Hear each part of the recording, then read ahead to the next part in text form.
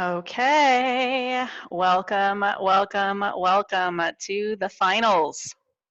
The finals of the third Small Business School Challenge. Hard to believe we've had 3 in a little less than a year now.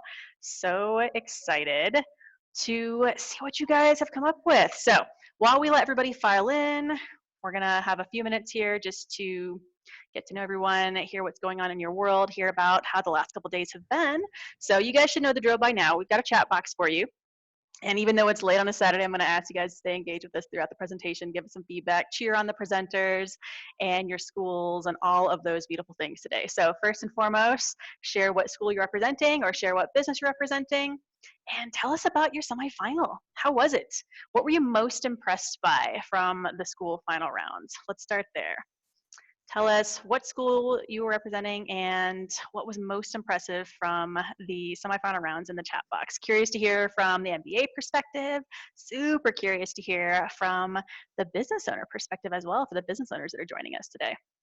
So everybody should be able to find the chat box down below in your menu. We'd love to hear from you as you're coming in tonight, and just tell us where you're from, what you saw most impressively during the semifinals, what you took away from that, or even better, what you took away from these last 3 days as a learning for you. Would be curious to hear biggest takeaways from all the folks here. We had a lot of people who were new to the Small Business School Challenge and new to case competitions like this in general, hackathons, these sort of consulting opportunities if you're a business. So many of our business owners have never had the chance to engage with a consultant before, as you guys shared in the kickoff. So would love to hear from you. Where are you calling in from? Where are you logging in from? What school, what business do you represent? And what's one takeaway or thing that impressed you over the event or the semifinal? So pop those notes in the chat there. We're gonna give it just a few minutes while everybody trickles in. Everybody had to get a dinner break and a water break and all of the things after the semifinals. I know it's been a whirlwind afternoon for everybody. So appreciate that you've had a little bit of time, and you guys know you can totally be following us on social media, on all of the channels that I just dropped in the chat box. Share your notes and thoughts as the presenters are going. You can share some stuff live. We love seeing your engagement through all of this. It also helps the businesses get some visibility. So I'm going to go over the agenda in a little bit, so no stress. And we will cover all of those things. So what you're going to get to see is the best today, which is so exciting. So we'll talk about how that's going to go. Everybody's had a dry run, which is fantastic. So now they should be seasoned pros at presenting these very short cases, right? Right. I'm sure you all feel that way. So again, as you're coming into the room, we got people trickling in still. Share where you're from, what school or what area, what your business is, and what you were most impressed by or one takeaway from the last 3 days with us here. We've got some comments. We've got CMU represented, fantastic. Of course, Albany, so many presenters had their timing down. They practiced. I'm impressed. Students demonstrated very refined EQ, emotional intelligence. That's absolutely brilliant. We talk a lot about empathy. We'll talk about that again today. So great to hear that. What else? Really impressed how much research their team did and how many great suggestions they came up with so quickly. That's from business owners. So that's what we love to see, is when you have some outside perspective and a couple brilliant minds put to the task in front of you, what they can do and how that adds to what you can do as a business. So that's brilliant. From Tanya Deck, so proud of our team, impressed with our thoughtful questions, creative ideas, fantastic. We got people from Pittsburgh, we got people from Boston, very impressed with the team and the ideas, able to use them right away, brilliant. We love hearing when things are super feasible and things you can take action on right now to make an impact on your business. So impressed that you guys are sharing and your teams did some of that epic work. That's what we always hope for through these initiatives and these challenges. All right, we got a few more people joining. So again, drop in the chat what school or what business you represent and what's one big takeaway or one thing that impressed you from the last couple of days or from the semifinal presentation. So give us your feedback. And yeah, you guys, there's all sorts of businesses sharing businesses, supporting other businesses in the chat. This is what that's for. So please engage with each other as well as with us as we're presenting today. We got one of our sponsor teams here. Can't wait to see the proposals, the impact, all the best. Fantastic. Mugul from Ring Central, the whole Ring Central team has been so great to be partners with us from the very beginning. So we love that. All right, it's 6 after, so let us talk a little bit about what we're gonna get into today. So Again, keep sharing where you're from, what school, what business, what your takeaway was from the event. But what we're going to do tonight, just to give you a high-level overview of our agenda. So I'm going to share a few notes on the impact you guys are making. We hinted at it in the kickoff on Thursday, but we're going to share some fun stats and some really impressive things you guys have helped make happen and make reality just in a very short period of time. So then we're going to get to hear a fantastic keynote on psychological capital, hope, resilience, optimism, all these things that I think are really important as we're kind of in a transition phase and adapting to a really challenging year and looking ahead to the future. So we're going to have a great keynote addressing those things. And then it's the big event. You're going to get to meet your esteemed panel of judges tonight, and we'll then have the final presentations from each of our finalists. We're going to have 10 finalists to get to witness the best of the best and brightest across the entire nation from so many schools and so many states represented. So we can't wait to hear and see what they have going on. And that'll take up the midsection of our agenda tonight. After that, the judges will break away to deliberate a little bit and decide the top prizes. I'll be asking you some questions and think who you think is going to win, and we'll see who's right. And then they're going to come back and we're going to announce all of the winners. We're going to announce the side quest winners. We're going to announce the bonus prize for fundraising as a school, and then we're going to announce the top 3 national prizes with the prize winnings, and hopefully get to hear from the winning team and business owner. And you'll get to hear directly how this experience has been and what the impact's going to be. So that's the gist of tonight. Again, so excited to get to the goodies. But again, as you're joining us, we've got some more people trickling in. Share where you're from, what school, what business, and what's your one big takeaway or thing that impressed you the most over the course of this last 3 days has been. So let us know that in the chat. We got some really cool things happening. So business owner says, I'm impressed with the MBA team's enthusiasm and excitement, how quickly they got things set up from our organization. Fantastic. Somebody from Darden says, it's amazing to see the challenges of a small business owner who can have a large sustainability impact in the community. Brilliant. So you guys are seeing the impact, not just the business, but to the local areas. That is absolutely amazing. So great. And see, Sam says, we love working with our team. We're going to take action right away. Brilliant. We love to hear that. So excited to see the team represent. Awesome. Yeah, tell us what you guys are most excited about. Most of you are coming off of the high of the semifinals and seeing some of the final cases and all the presentations. I think that's so amazing, and I can't wait to follow up after the fact and see what happens there. So let me just share, talking of impact. So let me tell you a little about the impact you guys are really part of by being here with us in the Small Business School Challenge. It's sort of surreal looking back at kind of the numbers and the stats and being able to share that with you, because honestly, it was less than a year ago we hosted our first event. Our first event was in May of 2020. So a year ago, this was still a fresh idea in my cohort in crime, David's brain. And he was just starting to see if he could put pieces together to make the first event happen. 1 year ago. Since then, we've helped more than 400 small business owners with personalized business case studies. We've had more than 1,200 MBAs volunteer and step up to that cause and put their brain power to the test. We've also had more than 300 mentors, supporters, professors, administrative support, donors, fans, judges, all of these things coming together. It's nearly 2,000 people, you guys, have come on board this little idea in less than a year to make 3 events happen. So that's a like give me goosebumps reflection on what you guys are really being a part of, because the impact of that is again also astounding. So we always ask our business owners to evaluate the value of the consulting support and what it's going to mean to their business that they receive during these events. And would you believe, over the course of 3 small business school challenges, our business owners say that we've delivered $1 million in consulting support.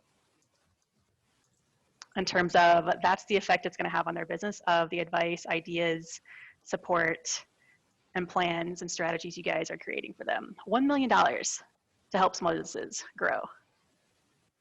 Bananas. That's bananas, you guys. And I'm so impressed. Again, you're hearing all the great accolades and thank yous and gratitude from the teams in the chat right now, but that's huge. You guys are such a huge part of that. the best thing for us is really seeing, again, what happens after these events. So we've got some notes that we're going to go take action right away. Brilliant. That's what we like to see, because we've seen that 68% of our businesses have been able to go and take quick action based on the work that teams have done. And that's huge. That's huge, because the rubber hits the road where you can actually put things into place, right? We're not looking to create solutions. They're brilliant theories, but can't be enabled. So 68% have implemented. And as a result of that, more than half of our businesses actually grew revenue during the pandemic, even while there were still some very challenging situations. And 43% hired back staff or hired new staff. And that extends the impact to the whole local community, to the families who depend on small business employment for their livelihood. On average, this event only, our small businesses employ about 3.5, 4 people. But there's 475 employees just in this cohort alone from this crop of business owners that you guys are having an impact on their livelihoods and their ability to sustain their families. That's massive. So huge. So I really wanted to just share these kind of behind the scenes with you guys so you really understand the impact of what you're doing. It's so much bigger than just these 3 days. And that's really what I love. So we're so excited about what's growing. We're so excited that we had a chance to have presentations and partner with experts from McKinsey, from BCG, from Berkeley Innovation Group. We had the esteemed Seth Godin speak and contribute and share a message with our small business owners in our events. We've had more than 15 schools officially rally their entire school as a full cohort, and we've also had 15 others with individual representation from MBAs that just wanted to make a difference and came on as a wild card. We've also officially worked our way into curriculum, starting with University of Albany and really strengthening the part of our mission to create the next generation of small business fluent leaders in business, and also give you guys well-deserved university credit for the work you're doing on behalf of small businesses here with us. So huge inroads in, again, less than a calendar year during a pandemic in a crazy time when everything's up in the air. And I just wanted to share, this, again, I'm getting emotional because this is such an impactful, meaningful thing you guys are doing. What really impresses me is we always ask the MBAs, why, in one sentence, what do you want to get out of this event? Why are you applying for the Small Business School Challenge when there's so many other opportunities out there, right? And I'll just give you a couple quotes that came back to the applications this round that pretty much sum it up. I would like to make a meaningful long-term difference for a small business owner and better understand the realities of small business. I hope to have a fundamental positive impact on the outcome of the small individual or family-owned business and their stakeholders. And maybe my favorite, the joy of giving back. So we talk so much about empathy, and we had some quotes about emotional intelligence in the chat box, but really, I think you guys have all shown you get it, and you're here to make a real difference. And I can't even express the gratitude I have for all of you that stepped up and took time away from studies, time away from families, time away from work, time away from other obligations to give your thoughts, your ideas, your energy, collaborations on behalf of a real small business owner. So that's huge. A big virtual round of applause for you guys. And I will share a few shout outs because I did some more digging through some of our stats as well in preparation for tonight to share with you the impact you're making. We've had 3 events. We had May of 2020, October 2020, now we're in April of 2021. And fun facts, we've actually had some repeat MBAs do this again and again and again and keep coming back to make more of a difference. So there were 6 MBAs who did the first event and the second and came back for more. There were 14 who did the second and then the third and came back for more. And we have 3 individuals who have done all 3 Small Business School Challenges with us as a team. They are from the University of Foster. I just want to say a huge shout out to Jackie, Susanna, and Kang for showing up for small business and being so committed to the cause and making a difference even on top of your studies and your schoolwork. So please give me a big round of applause for our 3-peaters. We actually have a 3-peat team from Foster, and that just makes me so excited to hear. Now, this doesn't include, we have a lot of student leaders who participated and then came on board with us to take on more responsibility. They didn't count in that count, but most of the guys who you've seen running the show are also repeaters as well and wanted to make a bigger impact and step up to a new level of involvement with us. So we want to give them a huge thanks. The other shout I want to give before we get into the cases, this is also something that's so worth celebrating, and you're going to hear more about this later, I think, but we implemented something called legend status. last fall because we started to get to the place where we actually had more small businesses that wanted support than we had MBA teams. And we wanted to create new ways to support more businesses. So legend status is when an MBA team or MBA individual willingly chooses to take on a second business client simultaneously from our waitlist. So they're actually building 2 individual cases during this 3-day period. 2 complete business cases, doubling up, essentially. We have a team of 2 from Washington University that did just that this round. So a big high five to Kimberly Springstead and Ashta Bhatnagar for supporting both Heyman Law Office and Tiny Docs and doing it in style to very, very good degree, according to everybody who's just seen their semi-final presentation. So big shout out to you guys for going far above and beyond. Love, love, love seeing everybody take real initiative and make a huge difference for a real small business. So a big thank you to everybody. We had this let's try this and see what happens a year ago, and I don't know that we could have predicted just how long and how lasting the pandemic's effects on business would be, on higher education, on our way of life in general. But I want to share that even beyond adapting for a pandemic, we do believe small businesses need and deserve our help. That's a huge part of our mission. You've probably all seen the stats, right? On average, 50% of small businesses will fail within 5 years. 70% will fail within 10 years. We are here to change that statistic and to do it together with your help. And I think we're well on our way. So thank you for that, because small businesses matter. They employ the majority of Americans. They're the faces that make up your daily lives when we're not in quarantine, when we're actually out and about in our communities, right? We're all better off when we have a thriving small business ecosystem. So thank you to that. That's our mission. We're so excited you're part of it. And on that note, I would love to introduce our keynote speaker for tonight, because Oren Davis is here to speak to that sort of topic of how do we adapt, how do we move forward, how do we be resilient.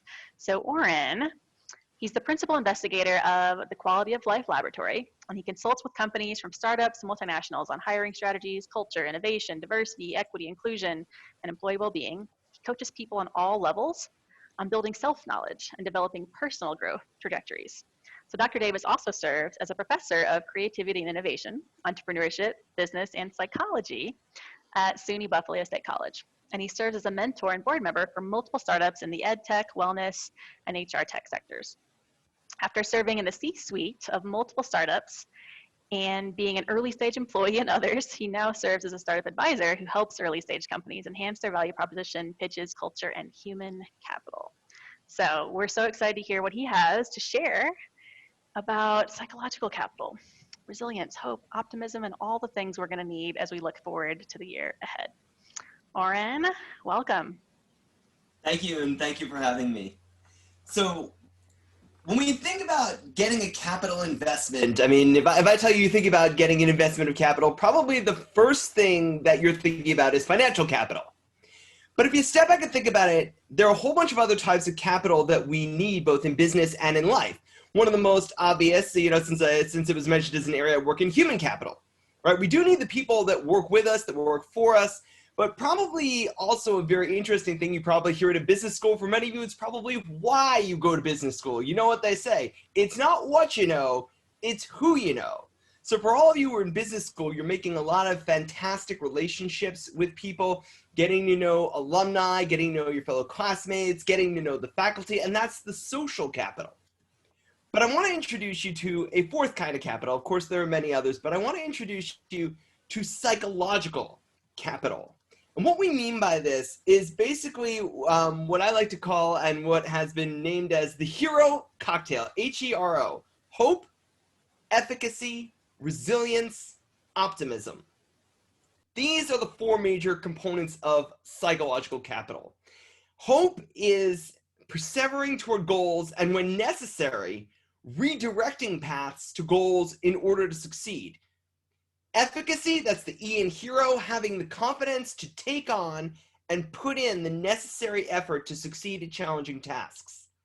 Resilience is being able to sustain and bounce back even when you're beset by problems and adversity, and even going beyond that original baseline onward to attain success. And optimism is about making a positive expectation about succeeding now and succeeding in the future. And I want to dive into each of those a little bit. Hope specifically, research by Snyder and Lopez talked about hope as the combination of the willpower and the way power. So you need that goal-oriented energy, the agency, this will to succeed, but you also need that planning in order to meet the goals. So the trick with hope is that you frame tasks in such a way that they can be accomplished. And of course, you've heard that where there's a will, there's a way. But the most amazing part is that it's a virtuous cycle because finding a way can kindle the will. So when you set goals, you can break the large goals down. Many of you have heard of the BHAGs, the big, hairy, audacious goals, right? But break them down into the achievable sub-goals. You chart the paths. And in that, you delegate and you empower people to get the job done. And that's imbuing confidence in the people that you work with. And it gives them this willpower, and with the plan, they have the way power. And as such, you can run through the contingency plannings. You can engage in the mental rehearsal that asks, what are all the possibilities, right? We've got the goals, we've got them broken down, we've empowered people to do it, we've invested confidence in them, but also just think through the contingencies. This is something that every small business has to do. And so from there, you engage in the efficacy and developing and investing in efficacy, believing that you've got the capability to get it done. So one of the ways that we do this is we engage in mastery experiences, that we hit successes. And it's not just about hitting successes, but hitting challenging successes, things that really require us to put forth our skills and give us this sense of progress and this sense of accomplishment when we finish it. And so, in that sense, hope is framing the context so that you can achieve something. Efficacy is about believing in your own ability to succeed. So it's the willpower, the way power, and the belief in yourself. And as you think about this, you can invest in this, not just for yourself, but for the people around you. They can invest it in you, you can invest it in them. And this is the kind of capital that you need to move forward and accomplish things. Similarly, optimism. Now, whenever I talk about optimism, whenever anybody talks about optimism, you always think of these people who, find the silver lining in every cloud, and they're always happy-go-lucky. That is not what I'm talking about. I mean, it's nice if you can get it and if you can get there, but the reality is the happyology type people, they're a little much, and we all know this. So when we talk about optimism, it's something that needs to be realistic. But we can be realistic optimists, and one of the best ways we can do that is to start by viewing all the bad events as temporary things. So instead of, when something goes wrong, you don't say, I'm never going to survive this. You say, okay, that was a tough day. Tomorrow's another day. I mean, you don't not acknowledge that it's a tough day, right? You absolutely have to talk about the negative things when they occur, but you also need to frame it as this is temporary. It goes by. But the good events, those are permanent. And I do want to point out that, you need to have humility on this. So we can be humble, but we can still acknowledge that the good things that happen, they're here to stay, or at least we can frame them as they're here to stay. So I put in a lot of work and I hit the achievement, and I hit the achievements when I put in the work as often as I can. So, and you know what? Respect yourself, appreciate yourself, and use the good times, use the high-level moments to find opportunities to build your optimism and your confidence so that you know that you've got the wherewithal to tackle challenges. And likewise, failures, they're not just temporary, but make them very specific. So for instance, if you fail at a pitch, it's not I suck at pitching, it's failed this pitch, need to do better. And putting that extra little spin on it that I will do better, that this failure is a temporary thing and it's already going to move me forward, that's part of what develops us towards resilience. Optimism is also about leniency for the past. It's forgiving mistakes. It's giving people the benefit of the doubt. And it's, as noted, reframing those past failures as temporary things that are very specific for which we can do better in the future. But optimism is also about appreciation for the present. It's about having gratitude for one thing, and gratitude is a twofold thing. The first is acknowledging the good, the second is acknowledging the source. And you put those together and you get this moment of appreciation, and also something that when you have a moment of appreciation, it builds the goodness in you and it builds the goodness in the other person, because acknowledging and appreciating and valuing other people lets you unite with them on the good, connect with them on the good, and the fact that we do good for one another and likewise do good in the community. And the last thing about optimism that we can do to develop it is engage in opportunity seeking for the future. The future is an opportunity for growth, and it is an opportunity for achievement.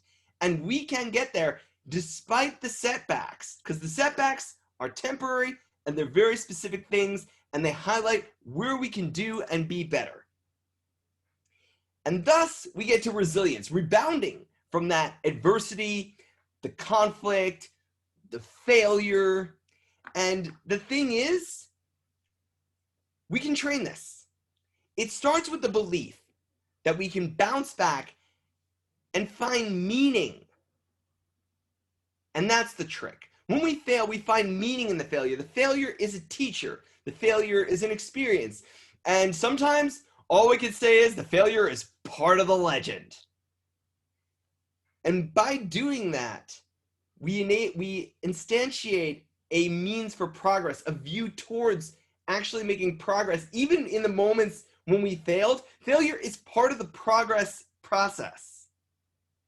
So we can take the failure, learn from the failure, derive meaning from the failure, use it to give ourselves appreciation of the good, build our confidence. One time we failed, the next time we succeeded, and throughout we build this resilience, and each time we bounce back, we get better at doing it.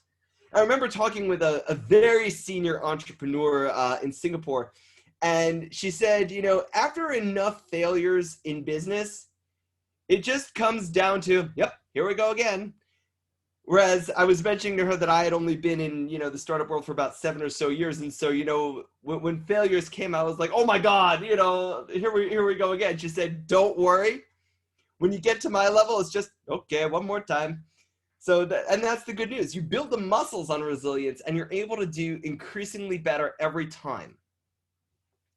And so when things go wrong, stay away from the negative thinking. Stay away from the pervasive thinking. View it as temporary. Put it in a very specific frame. And test the accuracy of what you believe about problems and paths to solutions. As hard as it can be, stay calm. And this is what Rosalind Chowku, the entrepreneur I spoke with, this was her advice. Stay calm, stay focused, because it'll happen again. And the more experience you get staying calm and focused, in the crunch time, the better you'll get at it, the more resilient you'll be, and the stronger you'll be to do well. And the best part about this hero model, this hope, efficacy, resilience, optimism, is that they work well together in the sandbox. So positive attributions, for example, the optimism, attributing things to your own internal abilities, can lead to efficacy, believing in yourself, which in turn, for instance, can foster the willingness to plan and meet goals, and that's hope, recover from setbacks and use them as springboards, and that's resilience, and that charts new pathways to success, and we're back to hope again.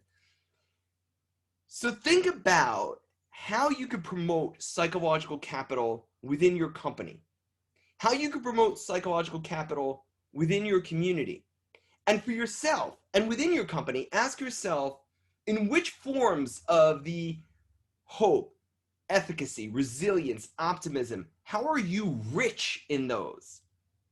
How can you invest them in your company and in your people? And for that matter, in which ways are you poor? How can you get an investment of those if you need them? And likewise, think about your potential buyers, your customers. which forms of psychological capital do they want? Which ones do they need? And how is your wealth as a company, and in terms of your value position, how is that uniquely positioned to help? Because as much as we as business people can be rich in financial capital, we can be rich in social capital, and we can be rich in the human capital, have great talent around us. Having the psychological capital supercharges the other three and gives us the ability to make progress, to make success, and most importantly, to create value within our companies, within the larger world around us. Brilliant. That's a great takeaway, Oren. Appreciate all those thoughts. So everybody in the chat box, tell us what your big takeaway from Oren's speech on psychological capital. What's one thing you can go and implement as you move forward, especially with these cases, these ideas, or if you're in school through your career? Share one thing there for us while you're digesting all of that great advice. Awesome. All right. We are now getting close, you guys. Close to hearing the best and seeing the finalists ready to rock and roll. All right, so before we do that, of course, you're gonna wanna know who your judges are. So we know who's making the decisions. We got some new faces and some familiar faces in here. So let them introduce themselves, actually. You guys hear me talk a whole bunch, but I'd love for you to hear directly from them, get to know their background and how they're involved with us this go around. So I would love to start with Amber. If you wanna unmute yourself and introduce yourself to the group here. Thanks, Katrina. Hi, I'm Amber. Did I lose? I just lost my video. How did that happen? Sorry. Hi, I'm Amber Youssef, and I'm a Haas MBA 2001, so I'm at my 20-year reunion this year, and I'm excited to be a part of this small business school competition. Thanks for having me. For about 13 years, I worked for a small startup. I did everything. I was part of the small business team, and we eventually sold. We had a software product, and we sold our software to KPMG. So after that, for about the past year, I've been working as a consultant for the Acceleration Project, which is a firm that targets helping small businesses. We actually focus on women-owned business and minority-owned businesses. So I'm really excited to be here and contribute to tonight's event. Thank you. Fantastic. We're so excited to have your expertise and perspective. Awesome. All right. And for those of you that joined us Thursday night, you've had a chance to meet Eduardo before, but I'll let him share a little bit more about his background and his involvement here with us. Thanks, Katrina.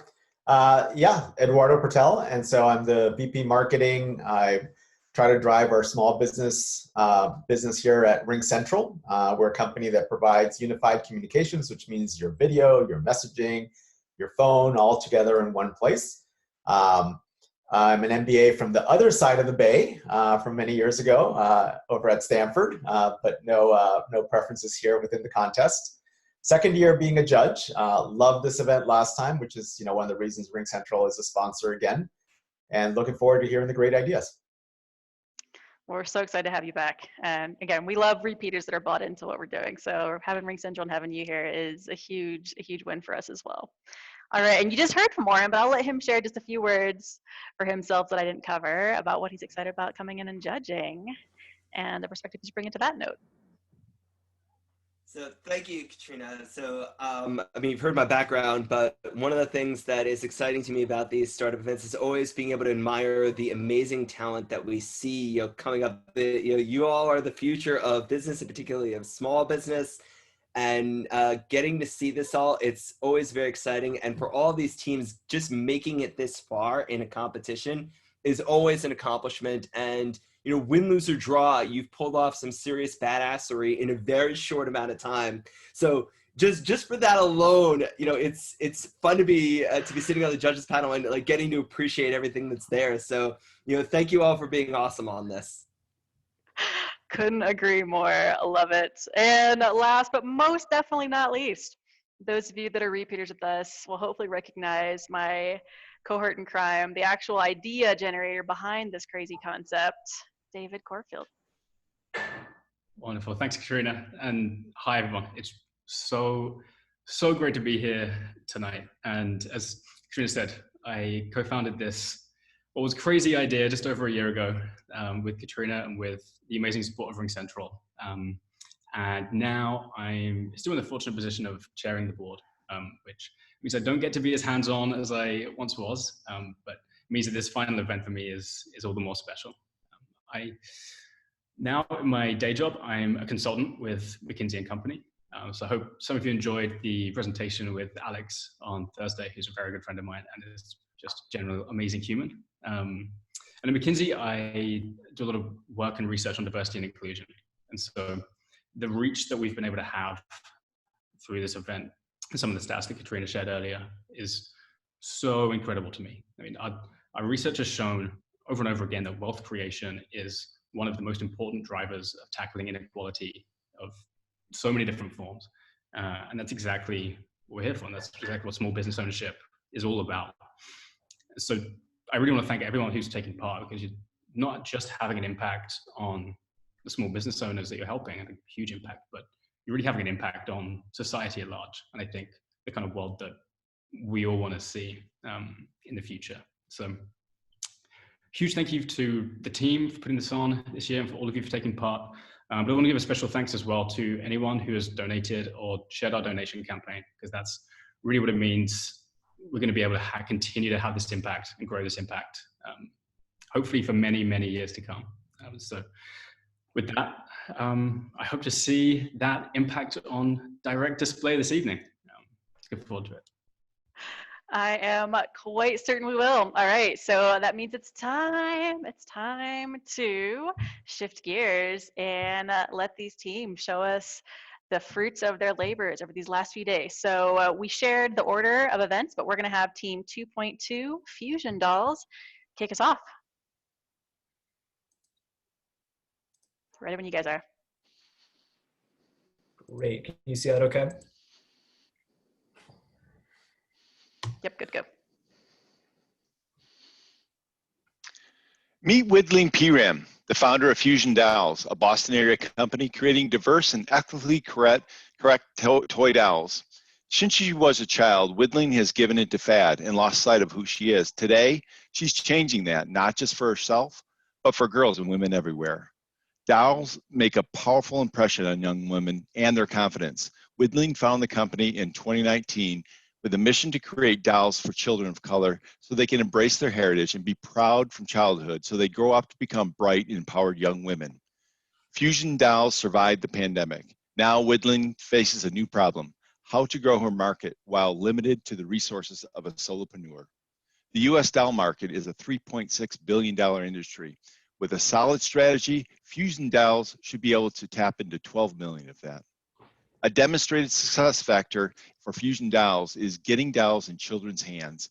Another differentiator is Widling herself. She wins over people with her passion, enthusiasm, and sense of mission. At first, we thought to focus on building a robust digital presence to counter the pandemic. However, based on the first sales driver, we recommend that Widling initiate an affiliate program where she partners with Black businesses and allied institutions frequented by young Black girls.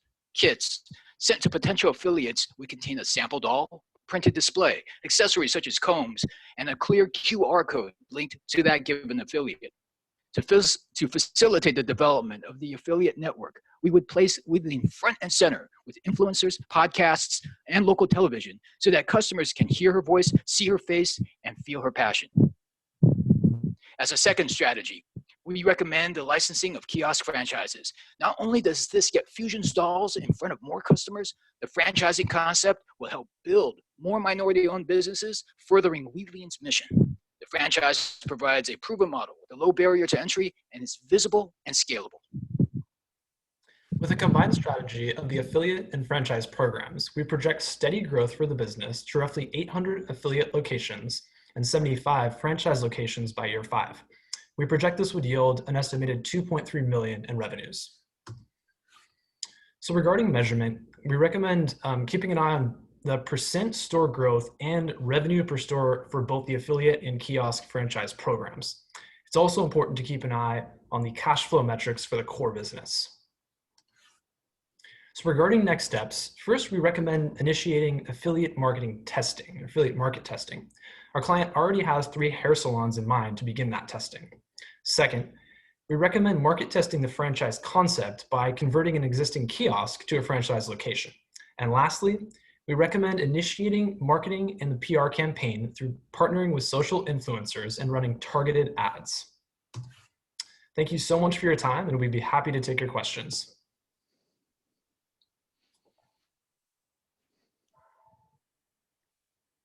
Judges, who's got one?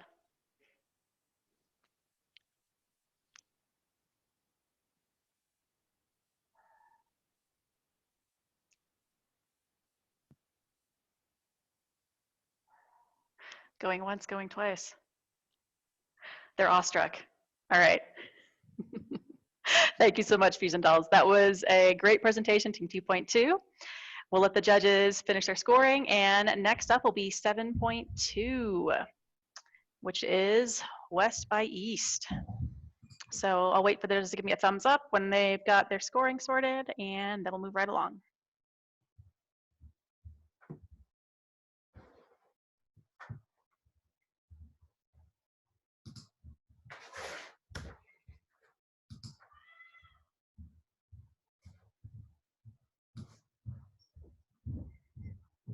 Judges good to go?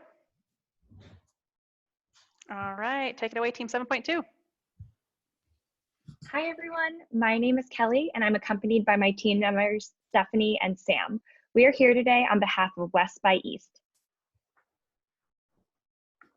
When North American customers look for traditional South Asian garments, they're limited to traveling back and forth to India, which is costly and time-consuming, shopping from local boutiques, which have a high markup and are low quality, or they can shop online from untrustworthy and low-quality sites.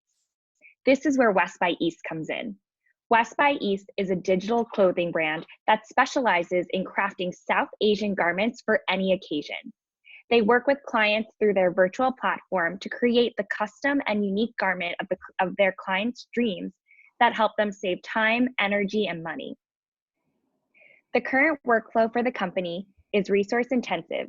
It requires a lot of time from the team and back and forth between the clients, the team, and outsourced third parties.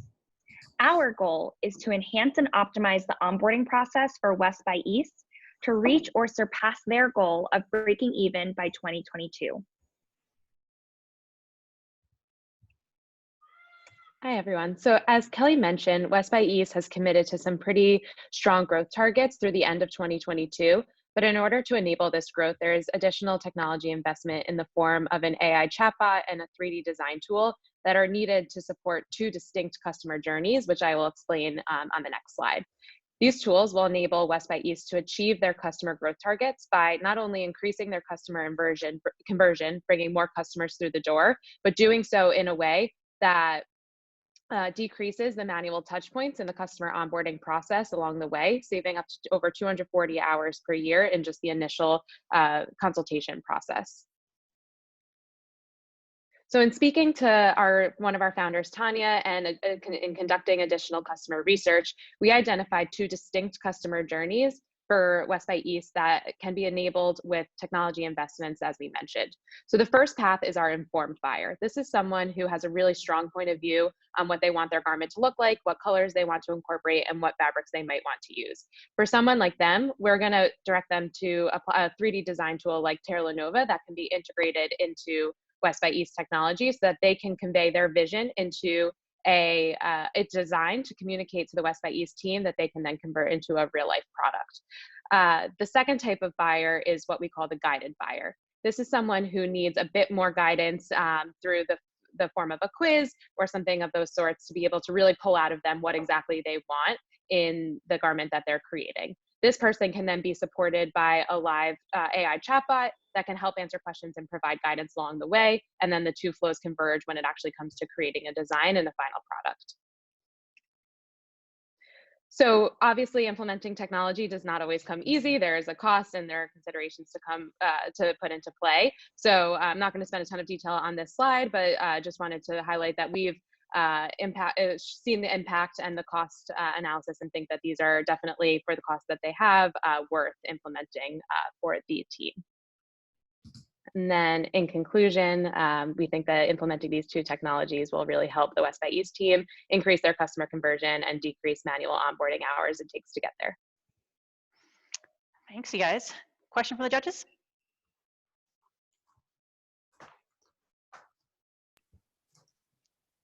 Judges are quiet tonight. Okay. So how will you measure the effectiveness of the recommendation? So great question. So Tanya, our founder, put together some really comprehensive growth plans because she's in the middle of raising money right now. So we had access to really phenomenal resources of what she's done in the past and where she needs to go to raise money and to wow investors. So aligning, and we showed a couple of slides.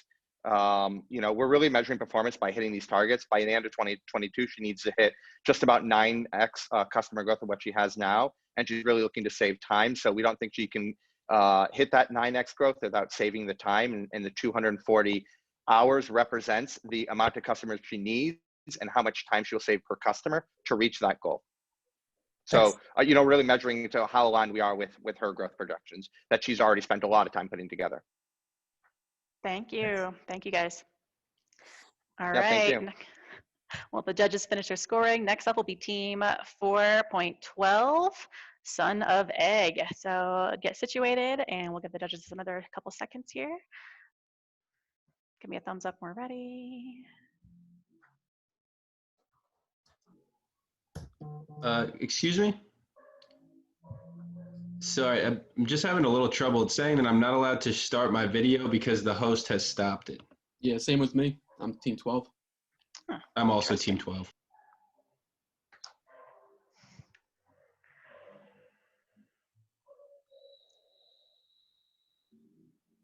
All right, I think mine's working now.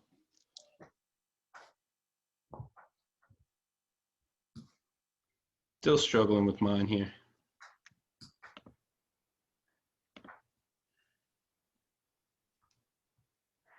Great, thank you so much. All right. I think we're good to go. Take it away, you guys. All right, so the company that we were assigned is Son of Egg. It is owned and co-owned by Justin Coe and his mother. His mother also duels as the head chef. It is an American deli spin-off. It's a Korean style with a Korean twist. It's been open since April 2020, so it is a pandemic baby. The neighborhood has a younger demographic. It's located in a college town, and it has a quaint space with limited seating in the indoor area. So we've identified three main problems with this business. One is starting and building a business during COVID, right? That's the obvious one. Also managing the workflow for incoming orders, all the app orders that are coming in and the phone orders, and staffing the kitchen. So the solutions to our problem, first is going to be focus marketing efforts on their kimchi. They're already producing it on a small scale. They have a built-in customer base. This product has a high profit margin, about 70%, and it's relatively easy prep. The kimchi market is expected to grow at a compounded annual growth rate of 5.2% over the next 5 years. So how are we going to do this? First, we need to brand it better. We need to name it. The name needs to tell their story and highlight their heritage. Second, we're going to give them small samples away for every takeout order to really build that customer base up. And lastly, we're going to get involved in local events and local farmers markets. How will we measure impact? It boils down to two things for this new business. We're going to monitor and analyze their the increase in sales, and also the increase in social media followers. Another constraint that Son of Egg has is the workflow. We suggest that they restructure their business to be primarily takeout, since they wouldn't be doing too much business with the dine-in options anyway, and really start to optimize, how long customers will have to wait for an order. And in addition to this, they can also merchandise items that are complementary to the orders, like chips and snacks, so people can grab those on their way out.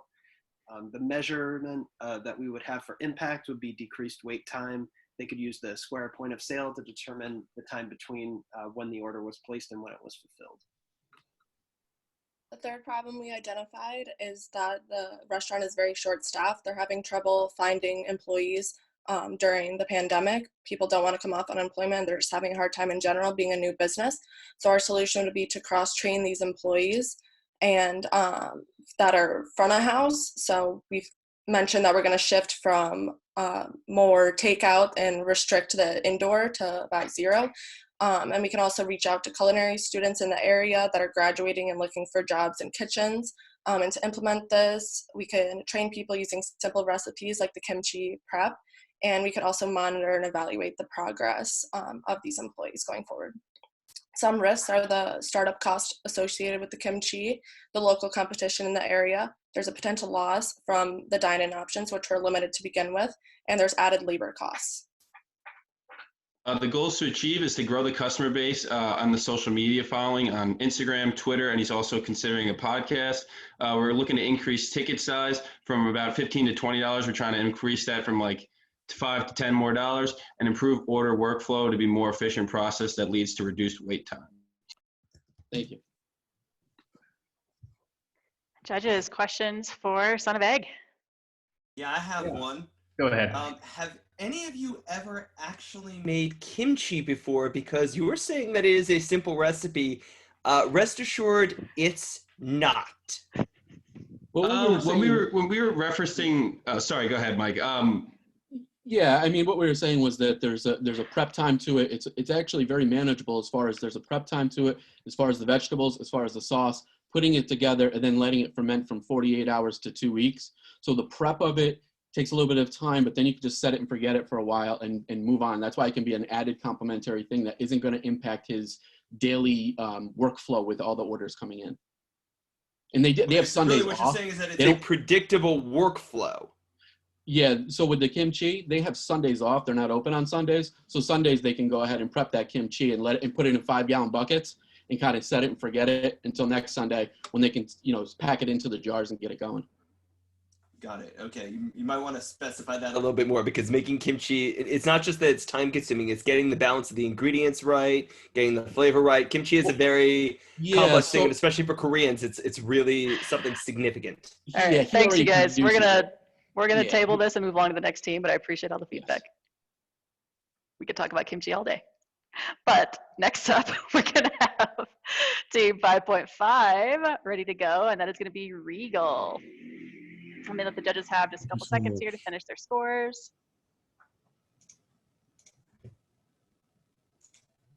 While Regal gets set up. I know some of these presentations are making us hungry, making us want to go shop, making us want to go visit places. That's the beauty of seeing all these amazing small businesses presenting what they have going on here. Can you guys see my screen? We can. Give it just 1 second. Let's check on the judges. Sounds good. All right. I think we're ready to go. Yeah, thumbs up, judges. All right, here we go. Team 5.5, take it away. Hi everyone, my name is Maysam Movasad, and I'm going to talk to you about a company known as Regal Lessons. Now, Regal Lessons is a cell phone tutoring company located at Hermosa Beach, California. It's run by Marcy Paula, and it's a tutoring company that focuses on teaching all subjects, predominantly math and science as her specialty, to all age groups, but her main focus has been from 6th grade, from 6-year-olds to about 18-year-olds before they go off to college. Now, Marcy has about 15 years of experience. She has a 2 years of teaching in 3rd grade, 1 year in teaching in 6th grade. She has a teaching credential as well. She also has a master's in public policy. But her revenue stream has predominantly been focused on one family at a time. Typically, they will hold on to her for approximately 10 years or so. And so she's looking to kind of diversify. Also, because of the hustle of retention, she typically only works 20 hours a week. So she'd like to increase that. Now, with those 20 hours a week, she brings in about $100,000 worth of revenue. But she'd like to increase that to 30 hours a week, which we'll see later what will that do. Long term, she wants to hire other tutors and work remotely, but we were going to focus on the short term for this small project. Her problem is content marketing isn't working. Her exposure in Yelp, her exposure at Google, Facebook, and LinkedIn is very limited. And it currently only contributes to 1/3 of her new clients, which is problematic. So we said, look, Marcy, what you're going to need to do is realize that parents are looking for tutors that have credentials, that have recommendations from others. And she says, well, I have a passion for teaching. I can do so many things. I can literally pull the student out. I said, great. So let's highlight that. So for example, in her LinkedIn, very bare bones. So she said, okay, well, I'm going to incorporate a highlighted summary of accomplishments. We said, great. You're going to also have to try to distinguish yourself in terms of a top tier tutor, add recommendations from your previous clients, and also you're going to want to engage through your posts, links, and comments. That way you'll bring back feedback. We recommended to her that she posts at least once a day regarding educational tips, COVID situations with regards to parents and children, and so on. Another thing that was recommended was to dominate Yelp. She is currently in Hermosa Beach, the second best tutor that was there. We recommended that she try to increase that by incorporating some money for revenue ads, as well as incorporating a request quote button, adding some deals, giving some free consultation to parents who are looking to find the type of tutor that will work with them. And she also said that, well, I also have a Facebook page. When we looked at her Facebook page, once again, it was bare bones. And it was because Marcy had been spending an exorbitant amount of time on her Instagram page. She believed that she wanted to create a brand, that she wanted to bring awareness by posting these cool videos and these travel things, but she was getting no followers. And that was because her clientele were not on Instagram and they weren't noticing her. We said, these are great. You also have a YouTube page, but you want to backlink that. So clean up your Facebook. Tell us who you are, what you're working on, what you're doing. And so that's what she's going to do. We gave her a 6-page document of all these recommendations that she said she was going to implement. She was very excited about that. Now, when we got down to it, we realized, look, Marcy, if you're able to increase your clients from 1 client a month using Google and Yelp to 2 or to 3 clients per month, you're going to have an increase of $60,000 per year. And I said, Marcy, if you're looking, I'm also available because this is something that could work for me as well. So we believe that with proper implementation, Regal Lessons can begin to establish a larger client base using these marketing strategies. And we do wish Marcy the best of luck, and we hope that she succeeds in the future. Thank you. Thank you, guys. All right, questions from the judging panel. I really like the straightforward recommendations you've given here. To me, it seems that if there's such a significant lifetime value for any new clients that are brought on, that you could possibly afford to go even further with marketing budgets and the effort spent there. Did you think about that idea about investing even more in marketing to bring on those new clients, and some more detail around like why you ended up at the level that you did would be really helpful. Correct. So there's a lot of little details that we can't incorporate here, David, but the issue was that she had a very limited cost structure, right? She didn't want to spend too much money. Apparently she had tried a lot to kind of get her Instagram page out there. She used hundreds of dollars to try to promote herself to different pages, and it didn't work. And so she was very hesitant about spending money. You also have to realize that tutoring is a bit of a hustle, right? As these kids age out, especially during COVID, they leave, and now she's got to find new clients. When she does get too many clients, she can't keep them on. So she has to let some go. So there's this balancing act that exists. So we gave her some recommendations on Facebook ads, for example. Another one of the judges have brought this up, and we did. We said Facebook ads can allow you to target parents and allow you to grow it long term. But just to get to her Instagram page, just to get noticed, you are right. She does have to spend a little bit of money on Yelp, on Google Business, as well as Facebook. And so that's what she plans on doing. To what extent is, of course, up to her and her costs. Actually, I can jump in there real quick. I used to work for Facebook, also on the team. So like the special thing about Marcy is her retention rate is so high. So if she gets 10 new customers, a year from now, 8 of them will still be with her, and she'll make $2,500 from them. So we recommended she spend up to $200, but she could spend even more per customer because the lifetime value is so high. Perfect. Thank you, Jonathan. Thank you. Team 5.5. All right, team 3.9, Bagalotti. I'm gonna go with Bagalotti, is up next. So have your slides ready. Well, the judges finish their input on the last group, and we'll be ready to rock in just 1 second. What I love about some of these is we've got such a variety of businesses. We've got tutoring, we've got restaurants, we've got doll manufacturing, we've got all sorts of fascinating businesses. So very cool to see all the different services and products on the docket today. All right, judges, give me a thumbs up if we're good to go. All right, take it away, team 3.9. All right, hi everybody. I am with Team 3.9, and we are presenting the case for Bagalotti Bagel and Gelato Cafe. Next slide, please. What we love about Bagalotti, and we think others find compelling too, it is really the story of the American dream. We have somebody who pursued an education, got his MBA, went into corporate America, and realized it wasn't his passion. His passion was gelato. So he trained with an Italian master, learned how to make gelato, and then he paired with his cousin whose passion was baking. Together, they took their two passions and opened a neighborhood cafe focusing on bagels and gelato, and they've developed a really loyal customer base within the neighborhood. But additionally, they want to expand. So now our challenge is how to help them do that in the most strategic way possible. Right, and given that our client has such a compelling story and they offer such a unique product, and that the community around them has supported them throughout their development, our recommendation intends to build on existing practices within the business. So we are recommending a three-pronged approach which seeks to implement a focused vertical expansion strategy, which we hope will guide our clients' growth in a more strategic and focused way while also staying true to their brand. So our first recommendation is to consider restructuring the menu so as to increase operational efficiency by removing low-demand products and to re-emphasize our client's brand by highlighting their strengths. Currently, our client's menu offers a wide range of products, but our client is in a unique position in that their best-selling product, like breakfast bagel sandwiches and gelato, are also those that they have the highest profit margins and those that they have a competitive advantage in. Currently, 80% of annual sales are high-profit, low-cost core products like bagels and gelato, and the remaining 20% of annual sales are comprised of low-profit, high-cost, and low-demand off-brand products like fried foods. So removing these from the menu could increase revenue by at least 10 to 15%, and reallocating labor and capital resources to create more profit. Our next strategy is really building on this further, which is going all in on the things that he knows works for him. So gelato is not only an enormous profit margin, but they already have the equipment, they have the square footage, they've really put out all of their, they've done the intensive labor, the capital outlay already. It would be a very easy pivot to then focus on a wholesale market. They've got customers who are already ready and waiting for that product. And we believe if they do reallocate some of their resources, it would be very simple for them to funnel that into a wholesale business, which they could then use to also fuel whatever additional growth they see for the long term. But for now, we'd like to see them focus on what they know does really work for them well and increase their profit margin to bring in additional revenue streams to fuel further growth. Our third strategy is increasing the customer base and engagement by using social media marketing, and the estimated growth is about 8% increase in sales.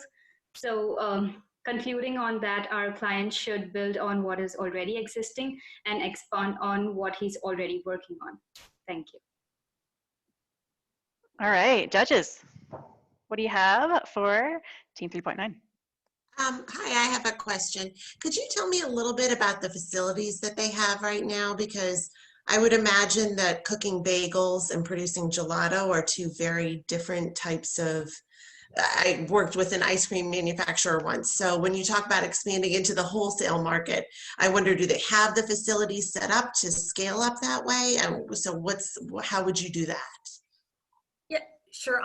So actually that's what we found most compelling is although they've been thinking more in terms of additional retail and franchise, they actually own their building. They bought the land, they bought the property, they have a large facility. And so right now they actually have a very large manufacturing size kitchen, which they're really underutilizing by only making the gelato they serve in their store and some of their bagels. So for us, we think this is an enormous wasted opportunity.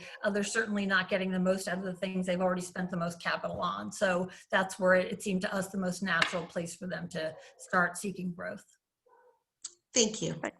Thank you. Thank you. All right. Well, the judges tally up all of their scores. Team 9.17, you are next, and that is going to be Ted Rhodes Foundation.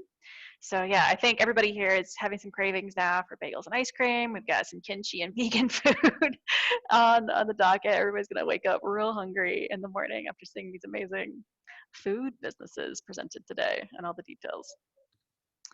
All right, let's check on the judges here while the team gets ready. Thumbs up across the board.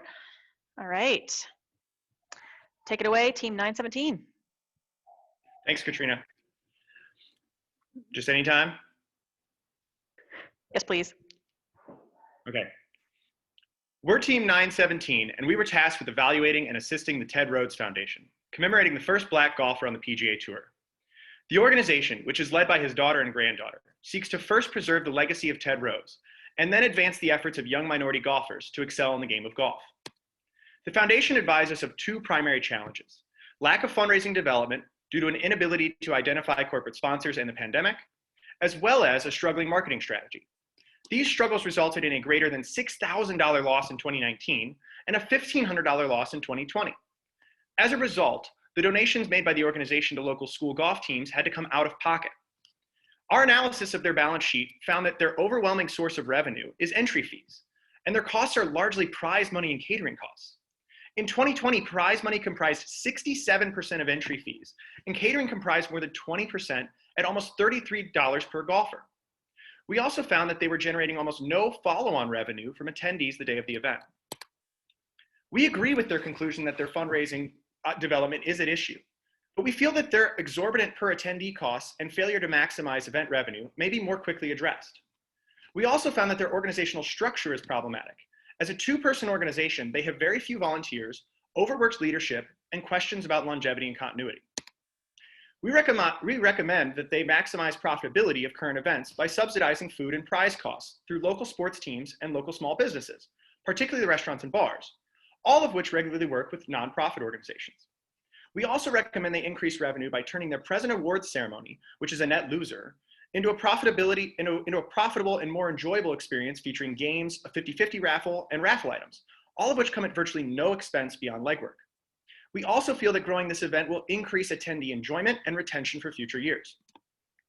Organizational structure can be addressed by developing a volunteer system through previous attendees, local schools which receive their funds, and through social media advertising. This newly developed team of volunteers will organically and cheaply achieve their goals of growing Ted Rhodes' recognition, improving word-of-mouth marketing, and increasing the number of attendees and relationships with potential corporate sponsors, all of which increase event revenues. Finally, we recommend they create a new network of donors through HBCUs and Black fraternal organizations. There are nearly 300,000 students at the more than 100 HBCUs across the country, and more than 3,200 fraternal organizations are members of the Divine Nine. With just 10 chapters, each raising $1,000, the Ted Rhodes Foundation could see an almost 50% increase in revenue versus 2020 at very little financial cost as the local fraternal chapters cover those. By implementing our recommendations, we conservatively project a more than 15% reduction in per attendee event costs, dramatic increases in revenues, and the continuation of the legacy of a great man.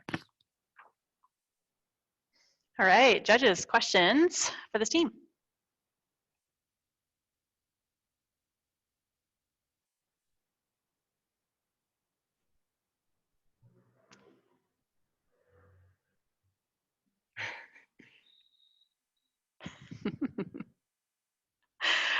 Yeah, we've got some great diverse businesses. Be curious. Anything else, judges? Are you good? Scoring. Just a really quick question. So, appreciate that money makes the world go round, and that's a lot of people making to help. But did you discuss at all about what other impacts the foundation want to achieve, and whether any of your recommendations here would help boost that or might be in conflict with it? So we did, and that's something that the foundation has more recently kind of added into their, I guess you would call it a value add of their non-for-profit. At first, the organization was founded more in commemoration of Mr. Rhodes, and then in the effort to grow the game of golf among young Black Americans. But now they're kind of implementing advisement, education for young African-American males in the inner cities of America, predominantly Chicago and Nashville, where their two events are. But that's something that, given the revenue, given the issues that they've had, just kind of breaking even, we wanted to focus on what we could do first from a business structure. And then that's something, honestly, we were going to have more private conversations with them about that weren't going to fit into 3 minutes. So I appreciate that question. Perfect. Thank you, guys. All right, well, the judges deliberate on that. And up next, we are going to welcome Team 4.6, representing Jesse's Pastries, Empanadas, and Sweets. Some more mouth-watering businesses for you guys to enjoy hearing about as part of our case competition. So let me give just a few more seconds. We'll wait for a thumbs up from our judging panel. Make sure your slides are ready to roll. Quick screen share task. Can everyone see my screen? Yep. While we're waiting, thank you. Awesome. All right. David, we got a thumbs up on you? All right, take it away, Jesse's.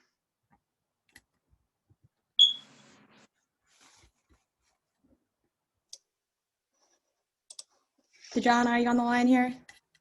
She had some Wi-Fi issues. Okay, I can start. So Jesse's Pastries, Empanadas, and Sweets is a thriving bakery with 2 quick service locations in Long Island, New York. Growing up in Peru, Jessie wanted to incorporate her favorite family recipes into New York City lifestyle. In 2009, Jessie and her husband Michael unfortunately lost their 2-year-old son Brandon, who was born with Down syndrome. Since their son's passing, they made it their life's purpose to support the Down syndrome community by donating all tips and a percentage of sale. Jesse's Pastries has 2 needs currently. First, it's increasing the wholesale revenue by at least 10%, and secondly, hiring customer-facing staff. Our first short-term recommendation is to hire a marketing intern. A marketing intern from our client's insight and location near multiple universities would implement a free solution to clear up Jesse's time.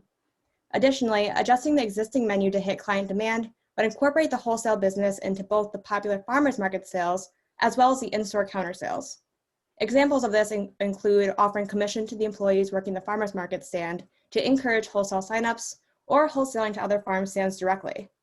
Another idea is a now and later box, where a customer would receive a few empanadas fresh and some frozen to reheat at home later. And based on our analysis, incorporating this wholesale into these counter options, which should make up 70% of the current sales, would increase the revenue by approximately 10% annually. Looking at the long-term solution, increasing wholesale business, the demand is already there. Several businesses have reached out to Jessie to start a wholesale relationship. However, these transactions are inconsistent and paid as cash on delivery. Step 1 is to sign a wholesale contract with purchasers. Step 2 is to, across the board, increase wholesale prices by 10%, then offer a 10% commission to any employee who brings in a wholesale client. In addition to bringing in more wholesale business, this idea could also solve the employee shortage problems, as the potential for earnings sets this minimum wage job apart from others in the area. Once the wholesale side of the business is stable, Jessie can work towards a goal of selling frozen empanadas, spices, and sauces in local grocery stores. The estimated cost to reach this future plan is $10,000, which needs to be allocated towards product packaging, nutritional label, as well as shipping and shelf space fees. The first year earnings will cover the startup costs and are expected to increase revenue by 5%. And the second year, this new revenue stream will increase by 8%. Jessie's goals is to move her income mix to be more wholesale rather than quick service. Getting into the financials, by following our recommendations, Jessie is set to increase her annual profit potential from $500,000 to $875,000, and increase the wholesale side of the business to 30% in the first year, and an additional 10% annually after that. In conclusion, we recommend that Jesse's Pastries implement both the short-term and long-term solutions. So please let us know if you have any questions. Amazing. Thank you, Jesse's. All right, judges, what do you got? So it sounds like wholesale is one area that you're trying to grow, but Jesse's already tried to grow that in the past. What was the barrier that had kept her from doing it? Mostly time. She's been covering shifts when she doesn't have employees because she employs mostly high school students who can't work during the day. So when she has a call out, she has to change her day from going out to meet wholesale clients to working the counter. And how will that change? So by hiring the marketing intern, that'll take the websites and social media off of her plate. And by incentivizing the commissions with the employees, that'll hopefully bring in more employees as well as retain the ones that she has, so she doesn't have to worry about that side, as well as the employees going out and sourcing the wholesale clients will help grow the wholesale business as well. Okay, thanks. Thank you. All right, thank you, team. Very well done. Yeah. Okay, while the judges are wrapping that up, we are going to get ready for team 5.8, book buyers. Shifting gears to a different industry. I'm a huge bookworm, and I can see a bunch of us as well are on here from the bookcases in the background of some of the videos. So looking forward to seeing this presentation for you guys. Everybody who's watching, give us some feedback. What are you noticing from these presentations? What do you want to give applause for? What do you want to really celebrate these teams for the work they're doing? We've seen just a lot of general feedback, but I'd love for you to share in the comments with these teams for all their hard work. What do you want to give them a virtual round of applause for? And Katrina, can you see my slide okay? Yep, you're all set. Cool. I'll wait for a thumbs up on the judges. Yes, they've listened to their clients. Absolutely. Really cool stuff coming through. So, all right, judges, I think we're good to go. Thumbs up. Yes. All right. Take it away, Team 5-8. Cool. So we're going to be talking a little bit about Book Buyers today. So just to give a quick overview, Book Buyers is a used bookstore owned by a couple pictured right here, Hutranatha as well as Punita. And it's run entirely by the couple as well as a couple of volunteers and in the past some part-time and full-time workers. Now what sets them apart is they have over 300,000 books and very rare wide-ranging books that you don't typically find. And they become a community fixture at their various locations throughout the Bay Area over the course of their 30 years operating in the Bay Area. Now, looking through some of the issues, we found 4 major issues. The first one was the fact that they have large outstanding debt, which has been exacerbated by problem 2. Now, problem 2 is that their revenues have been dwindling in the age of e-commerce giants like Amazon grabbing that used book market share and book market share in general. Third issue is they have an inadequate workforce to manage store operations. The 2 I talked about on the earlier page combined are working about 110 to 120 hours per week. So they're overstretched, especially in these times of COVID. They're also facing a complex transition from a C Corp into a nonprofit. So that's another thing that they have to deal with. In terms of tackling those 2 issues, we wanted to focus on 2 main courses of solutions. So one is improving the P&L and revenue streams, and the second one is actually figuring out how to improve volunteer participation as well as increase their workforce at a reasonable rate. So honing in on that first solution, we wanted to focus on ways that they could do some of their sales online with minimum CapEx, OpEx, as well as workforce required. So one option we looked into was partnering with bookshop.org, which is a nonprofit organization that helps independent bookstores around the country. And essentially what they do is you could sell online through their website and you could outsource to them different services like picking, packaging, shipping, marketing, things of that nature.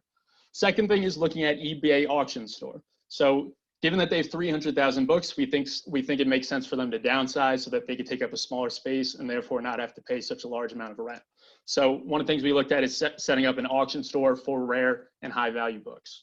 And the third thing is using the space in a different way. So one of their assets right now is having a large space. So one of the things we talked about is subletting the space for events, community events, offering co-working options. So we think it's a great way to get the community involved and to continue to build on their idea of being this community fixture. The second thing is improving volunteer participation. So we wanted to look at different incentives to actually get people to want to come in and volunteer. So we looked at different options. One could be people who are hobbyists, really into books, can actually sell some of these rare books if they have the time and then get commission off of some of these books. Another thing we looked into is gamified volunteering. So the idea of if you put us in a certain number of hours volunteering at the store, you can exchange those hours for redeemable books. And the third thing we looked into is potentially partnering with workforce development organizations. So there's various organizations in California that provide workforce training, and it's reimbursable if you hire these employees to help them develop as they prepare to enter the workforce over the course of their lives. In terms of the financial impact, I don't want to dive into it too much here, but essentially with increased projected revenues through online sales, as well as decreased OpEx through having a smaller footprint, and being able to generate more revenue per a smaller amount of area. We think by November 2021, which is 6 months post-implementation, that they'll be able to break even, which would be perfect given the fact that they're transitioning into a nonprofit so that the revenues will be able to cover the expenses.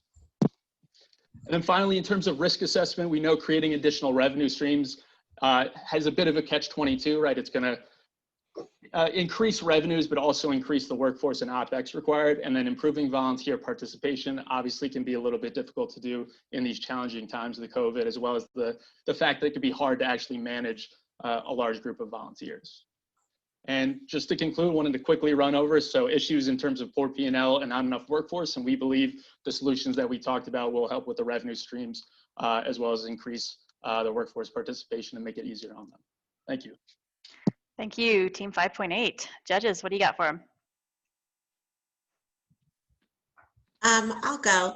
So I appreciated the slide that you guys had, and it was so quick, the 3 minutes, but I was going to ask you a little bit about the alternative spaces, because since they're having sort of cash flow problems, how are you envisioning them creating this space besides taking out the books? Obviously, there would be a lot involved in changing their space. So how were you thinking they were going to do that?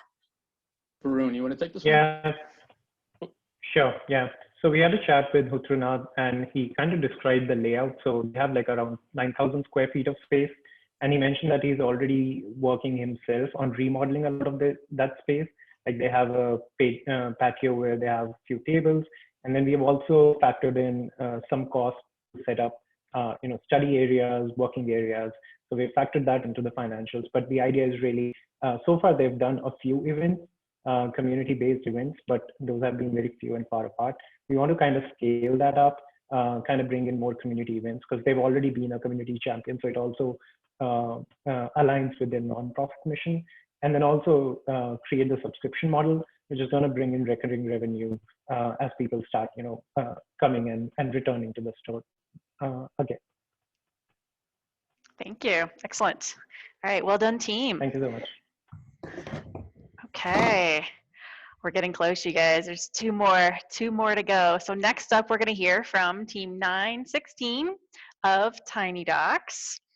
And while they're getting set up, go ahead and get ready, get the screen shared up. Yeah, keep the comments coming. We're seeing some great conversation about how awesome you guys are doing to use your 3.5 minutes very wisely and very judiciously, how far you've got to just listening to your business owners and really that's becoming evident in your presentation. So job well done. Again, I'll repeat Oren's comments earlier of just being here, presenting on the stage is a massive achievement and just a testament to how hard you guys have worked over the last handful of days. So again, virtual round of applause for all of that.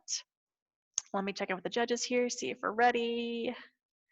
1, 2, 3, 4. Are we ready to go? All right. Team 916, when you're ready.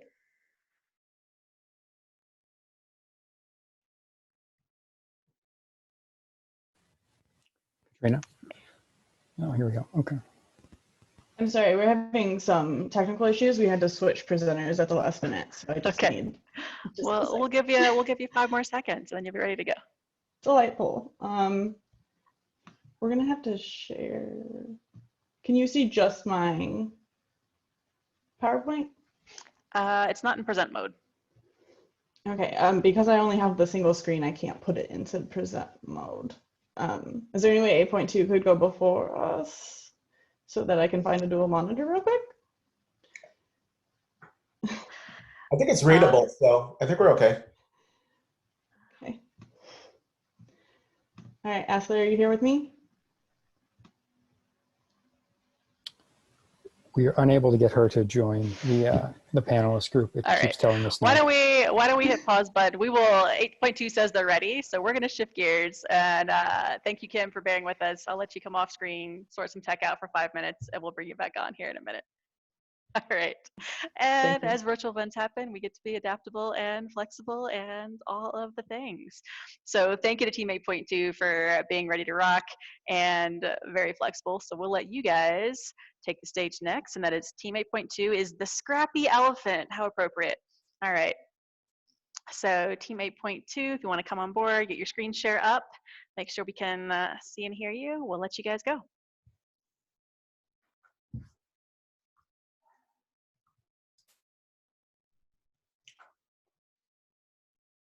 I think. What happened to Team 8.2?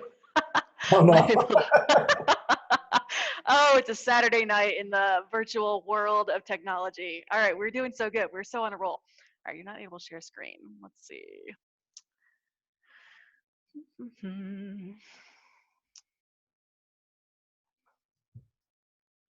Adam and Jose, you guys sorting out some tech things behind the scenes for us?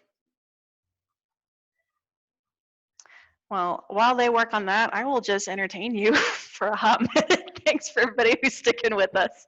I think I'm good. Oh, we're good? We're going to switch back?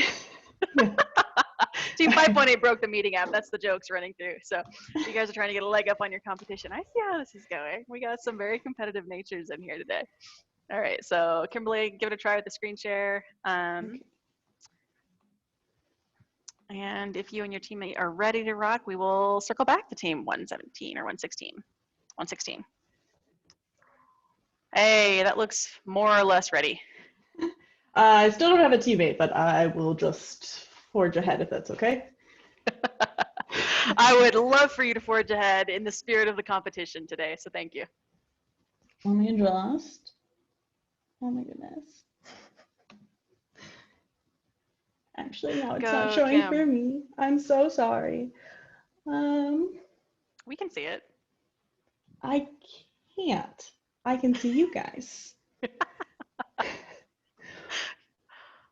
Super fun, right? Super fun, presenting from memory in 3.5 minutes. Absolutely. That's fine.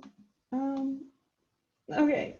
You're getting some display settings, switch monitor instructions in the chat. Oh, excellent. So I'll just stop. We got some tech savvy presenters ready to try to help you out. So Excuse me. I think we may be able to go now. We just changed a laptop and it's apparently working. So, okay.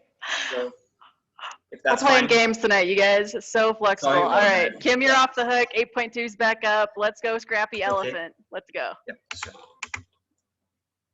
Yep. Can you all see my screen? Yes, you are locked and loaded. Here we go, team 8.2. Okay, so good evening, everyone. I am Roberto. This is Ashok, and we are helping the Scrappy Elephant owned by Sarah Sweet. So in a lifetime, each one of us will produce on average 90,000 pounds of waste or 10 adult elephants. So the Scrappy Elephant has the mission to deliver a unique art experience for a community that cares about sustainability. As a strategy, we reclaim art craft supplies, which would have ended in a landfill, and sell them at a budget price. The challenge begins by limited awareness. So few people know the Scrappy Elephant, which leads to low footfall and ultimately a financial limitation. To solve for this first problem of low awareness, we want to go to the art enthusiasts. And who are these people? These are the children, the artists and students, and the bulk order customers who are the businesses who would be interested in art and crafts, who are near where Scrappy Elephant is located. And we see that there is a significant market amongst these groups in this geography. And in terms of conveying this message, I think, like Bobby said, we are trying to instill a sense of community. And for us to do this, we are focusing on 3 pillars. We want to build a community which develops sustainability and is able to exhibit their creativity. 70% of North Americans prefer to be associated with eco-friendly products, and 50% of Gen Z children want to pay a premium for those services. And when we think of this engagement, we have a great Instagram and Facebook network, and we do a lot of amazing work. But if you're able to show this message consistently, for which this user group cares for, we will be able to build loyalty. And we know that 60% of people who are loyal to brands will recommend it to their brand, to their friends and family, which is going to be amazing for us to build this market. And when I talk about financial sustainability, it is not a problem for the Scrappy Elephant. 100% is our conversion rate. And when I mean to say that is, if someone enters our store, the experience is so good, they will definitely buy a product, which is why we want to focus on the product mix. How do we enhance the experience? And we want to do that by introducing artwork that the people there have created, and also focus on classes and workshops, which will instill this sense of community and sustainability. And we do this by recalibrating the prices on the offering that is already there, by giving our customers more choice, and be able to do things like get a membership for their studio, or even exhibit their artwork and just pay like a small fee to the to Scrappy Elephant, and also be able to take part in private classes and group classes, which are very affordable for this very unique experience that we are offering. And by doing this, what do we really achieve? We are able to get Scrappy Elephant $80,000 of revenue in their first year if we are able to meet these targets. And this is 3 times an increase in their profits from their current levels. And in addition to that, Sarah has a friend next door who is an artist and also teaches classes. And we modeled how much she would be able to get if they both join forces. And that is a conversation she wants to have in the next few months with her friend. And she can generate additional 50,000 revenue for not only herself, but also for her friend, which is going to be amazing and is going to make this elephant very happy. So thank you so much. And we would love to have your questions. Happy elephants. I love it. All right, judges, what do you have for the Scrappy Elephant team, who was very scrappy and stepped in out of order? How did you guys come up with the pricing for your classes? I noticed you had, I think it was maybe $60 or $50 for a private class and $35 for a group class. How did you come to that? So pricing here is actually very tricky. And we spoke a lot with Sarah about keeping this experience affordable and equitable. So that was one very important perspective we had. And this is an experience. So pricing and experience itself is a challenge. We looked at substitutes. We thought like having a unique experience, let's say going climbing or being able to go to another art studio or creating an art on your own at home. Like what is the cost that a person takes and what is the joy does he get from like creating that art piece? So based on that conversation with our founder, we were able to come up with these prices that could make it affordable, but also like create true value for what she's selling. And that is how we came up with this pricing model. And this is an ongoing discussion. We said that these are test prices. These are not the final prices for what she wants to give. Our customers might be price sensitive. There are families here. So we want to know like what is their financial budget, and Virginia is a wealthy county. So we did not want to ensure like one of the perspectives of our founder was that she was concerned of too high prices, but we wanted to say that if you are successful, the community will be more artistic and creative. So she has to have a price that will sustain her, but also give back to the community. And that's how we arrived at this price. Thank you guys. Appreciate the response. Okay, and while the judges put their thoughts and notes and scores in for the Scrappy Elephant, we are going to prepare one final time, third tries a charm, for the very resilient Miss Kim, who will be presenting solo and in the vibe of this last year, adapting and overcoming all of the crazy surprises that tend to happen. So we'll give it just a few seconds. Kim, your screen looks amazing. So you figured that out. You're beautiful. You're ready to rock. We'll just let you unmute in a second here. Let me check with the judges. And we'll be ready to rock with team 9.16, Tiny Docs. 1, 2, 3, and 4. I think we are good to go. All right, Kim, you are up. You're live. It's your turn. Okay, fun.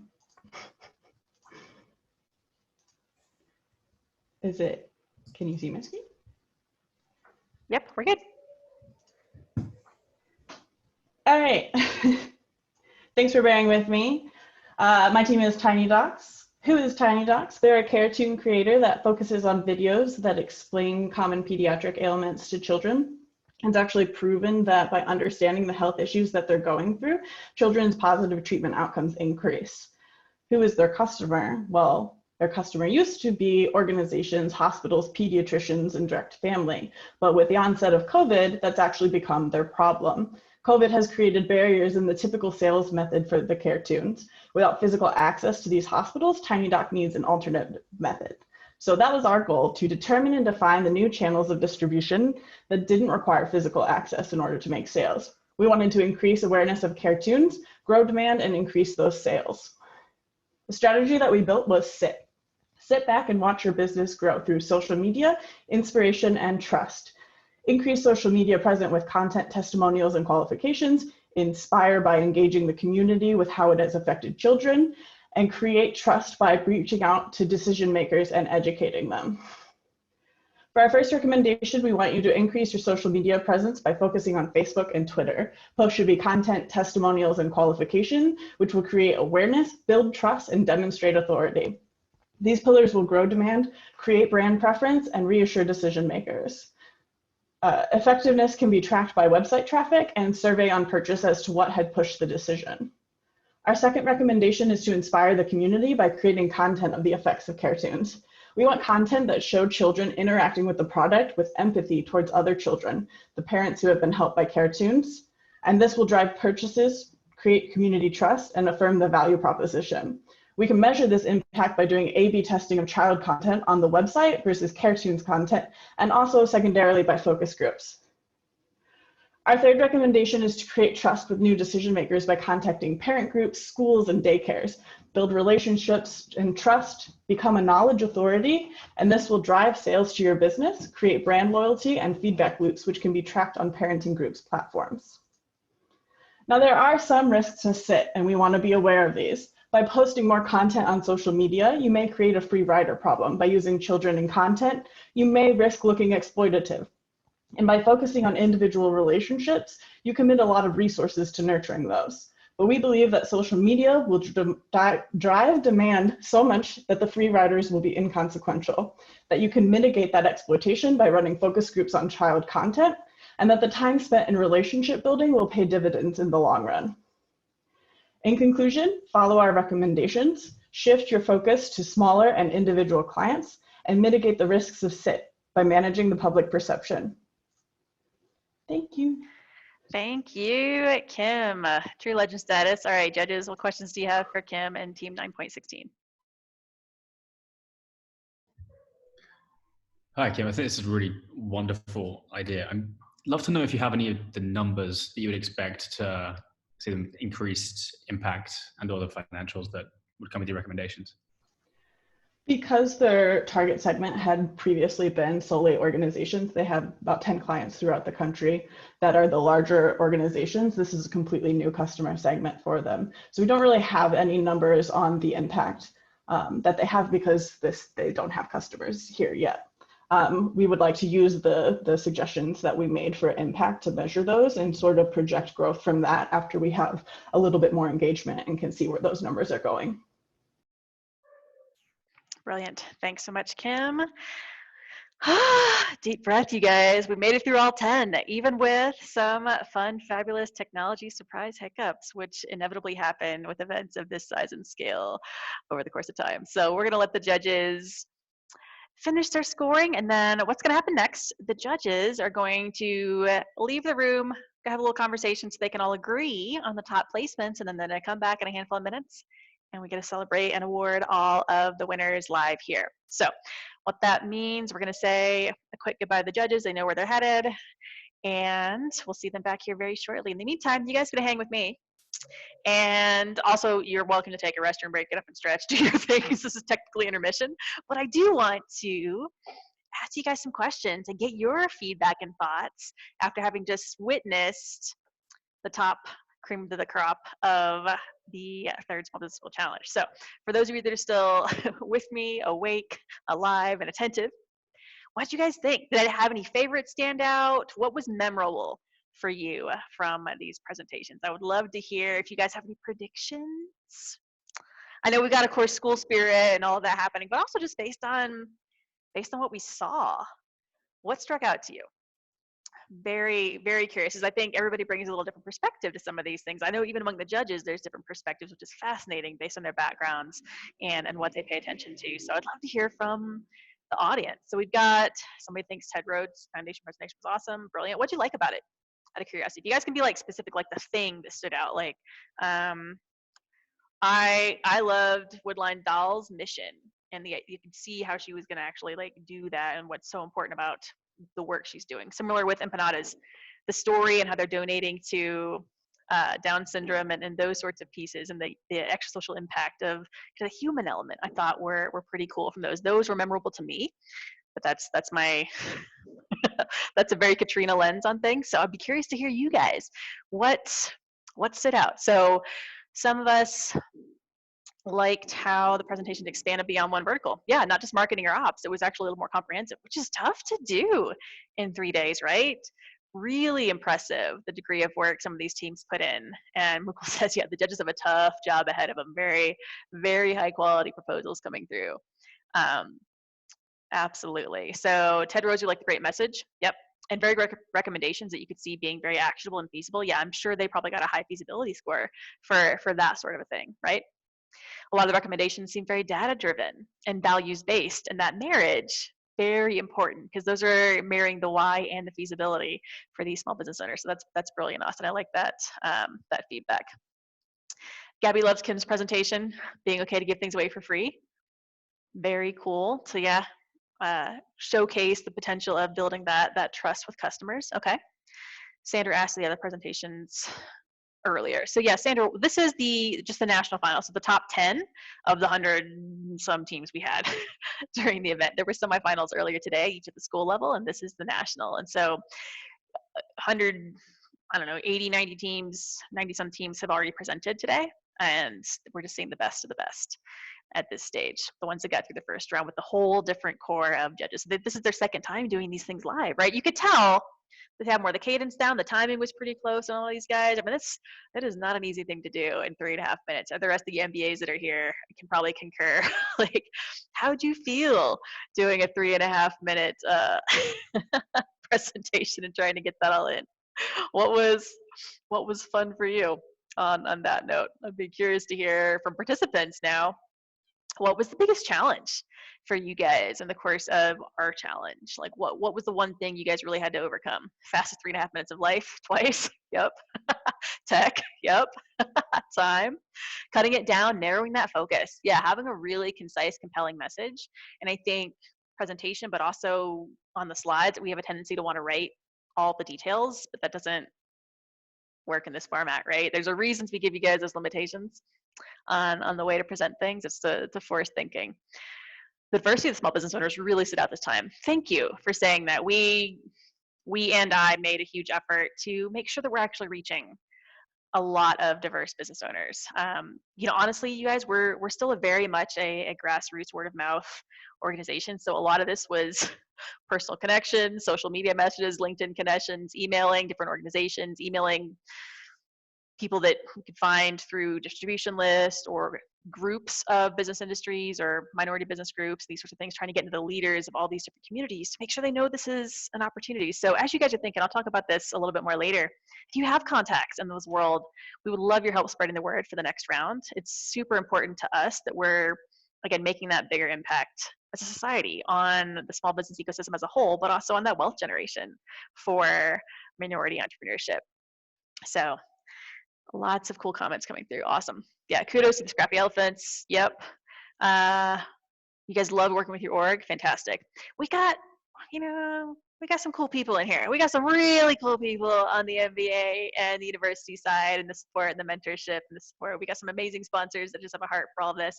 And we've got some really fascinating business owners. What I love about small business is these guys are passionate, man. Like, they started something because of the dream, right? The gelato and bagels. Went to MBA school, decided that wasn't the life, pulled a 180, and it went completely down the road of passion, right? So that's the kind of story we love to support, these American dream stories. So very, very, very cool. I'm so glad you guys all had a chance to really get to know the humans behind your small business. I think that's what's so different about consulting with small business versus some of the consulting for big corporations, right? And it's part of the reason why we overemphasize the empathy and the human story and that storytelling component, because small business is so much about the owners, the families, the communities, the passion, the drive, all of those things. So some cool comments in here. Combination of founder passion with MBA intellect, super powerful, right? That's what we think. We think that combining these two really potent forces is like dream team status, and we've heard that feedback from some of our teams. So I hope you guys feel the same way, or you can see that that's happening, and some beautiful, beautiful collaborations that are happening across the board. Huge responsibility. 30-year-old legacy striving for survival. Yeah, this last year, you guys, and we talk about changing the statistics for small business failure. There has never been a bigger challenge to try to change that than the year after a pandemic, when everything has changed, right? All the things we thought we knew, all the ways we used to do business, all the stuff we thought was normal had to be scrapped. And so especially even 30-year-long businesses, sometimes that's harder to turn that around versus a brand new business that can start from scratch with new ideas, right? So it's really interesting what you guys are doing. And again, I'm fascinated by all of the cases, and you guys probably don't know, but I get to actually review all of them when I'm going to publish and share all these. So I get to intimately look at all these businesses, all the different cases you guys are making, and really connect to the people and the ideas and the businesses and the mission behind all of it. So I totally geek out between these events on doing all of that work. What else? Let's see. What other questions can we ask you guys while we wait on our judges? Well, the biggest challenge you guys said was time. We got some dream teams out there. Fantastic. So let me ask the MBAs in the room. Best case scenario, what would you hope to hear back from your business owner in 6 months or a year? Like, if you could manifest a piece of good news or like an update from them, what would you hope they come back and tell you after this event? I'd love to hear from the teams. And business owners, what do you hope to be able to share to your MBAs 6 months, 12 months down the line after this event? I'd love to hear what you guys are seeing for yourselves as what's possible in the next year. You guys want to share that in the comments for me? So we had some big, beautiful goals and dreams and visions on those presentations. So I can't wait to hear in your words what you hope to be able to report in the next year. Maintain a business and grow the clientele, turn a business around, be financially and successfully transition to a nonprofit. Yeah, that's a big undertaking. So that's brilliant. Okay. What else? What else do you want to be able to report on the positive in the next 12 months, back and forth to each other from the business end after these presentations? Anybody have a big milestone or benchmark they're hoping they can share? Some of these big kind of phase 1 goals they want to share back. Get back to basics, really leverage your strength. Fantastic. Yeah. Everybody needs more gelato in the world, so I am fully on board with that mission. What else? I want to hear Woodline say, thank you for the ideas. I followed your suggestions and they are making an impact. That's what we want to hear. For sure, Tim, for sure.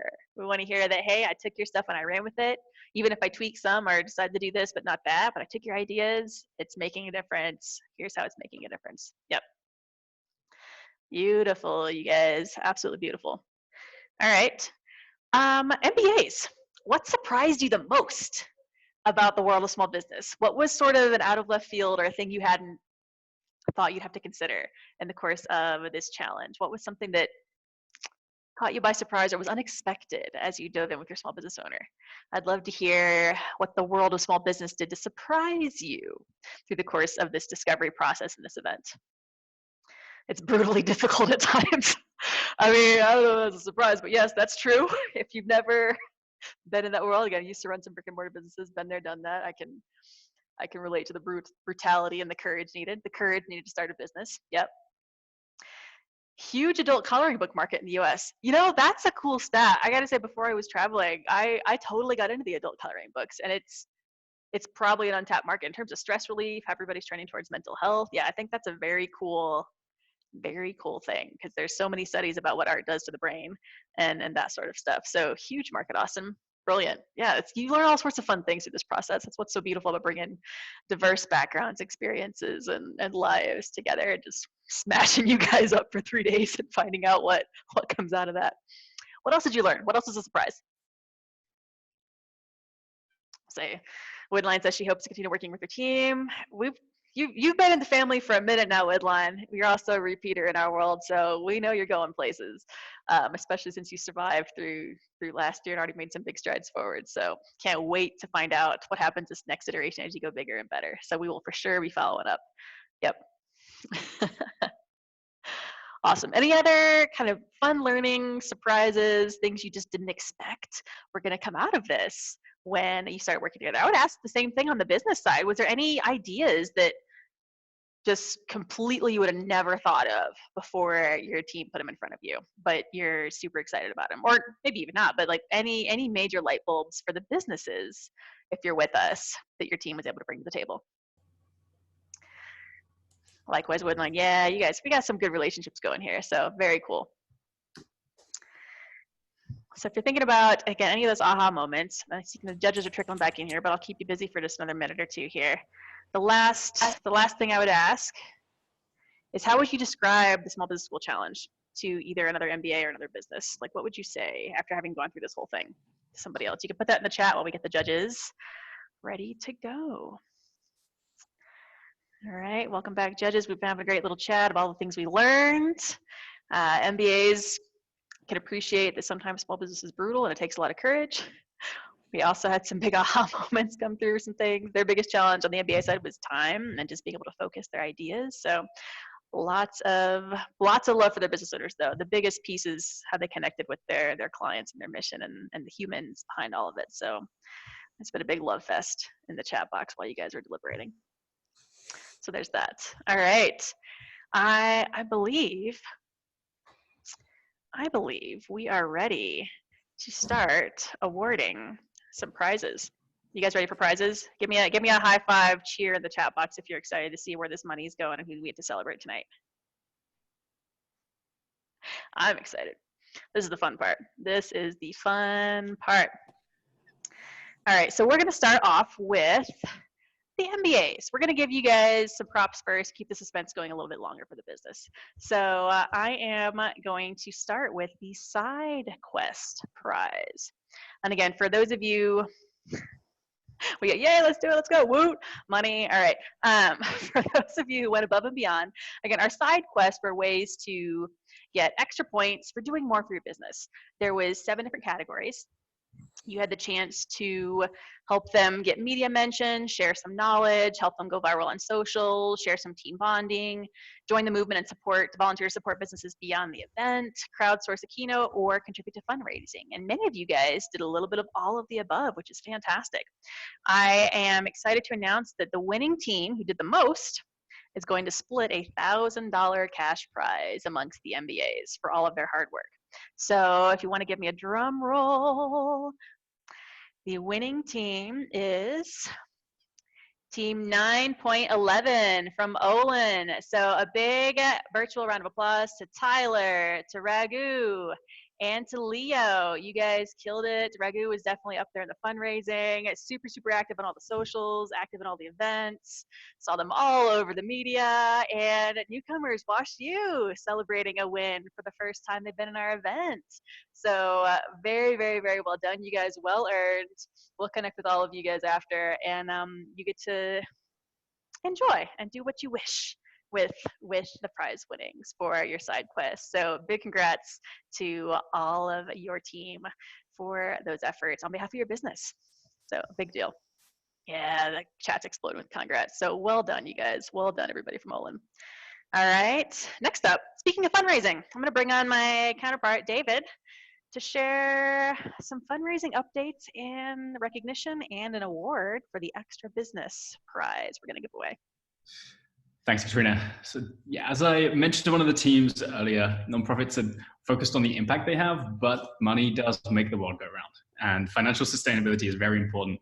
And so I'm very happy that I get to thank again with prizes our top fundraisers for the event. So we have raised almost $7,000 so far. And that is a huge, huge amount of money. So thank you all so much who donated or shared the campaign out with your networks. We will still keep that campaign open, so would love even more sharing on social media in any way that you can over the rest of the weekend and even beyond. So to note our top individual fundraisers, so no prizes for these, but just a lot of props and a lot of recognition and hopefully some celebration in the chat. In third place, we had Raghunath Venkatapathy from NYU, who raised almost $400 single-handedly. Second place was our very own Katrina, who, true to the cause, managed to raise over $600 by herself. But first place was actually an alumni of the competition, Garen Hay from UW, who raised almost $700 through his name, which is awesome, awesome contributions.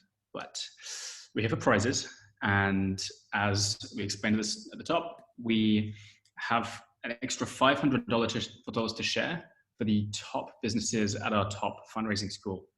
So, drum roll please. We have in third place, Berkeley Haas, who raised over $650 as a school. Second place, we have UW Foster, raised over $700 as a school. And first place, and whose top teams will be winning our prize money, is U Albany, who somehow raised over $2,600 in their donation campaign. So really setting the standard and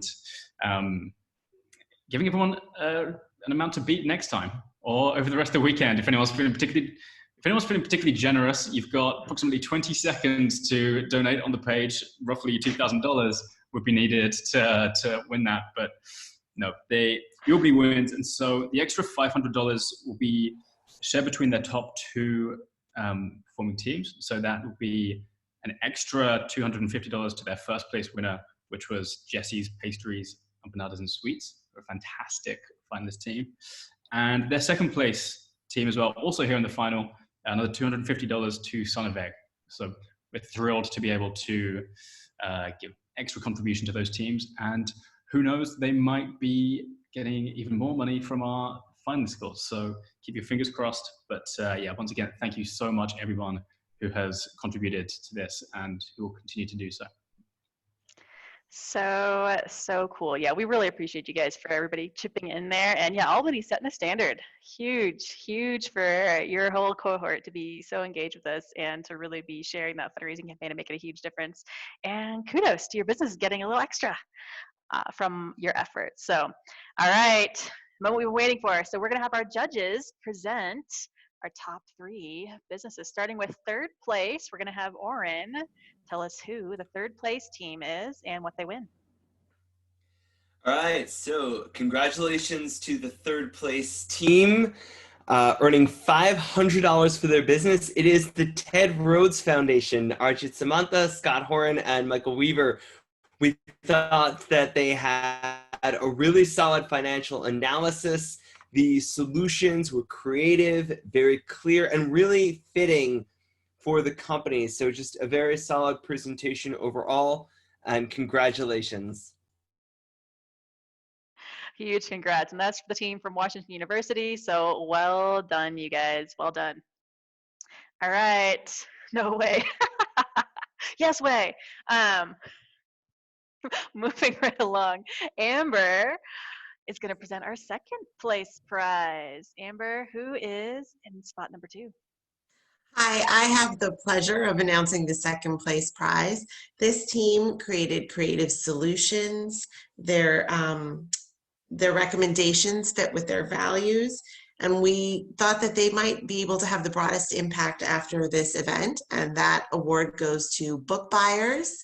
In second place from Berkeley Haas, the business owner is Hotranatha Ajaya, Drew Schneider, Judeta Nagori, and Varan Tyagi are the MBA team, and they win $1,500. So congratulations.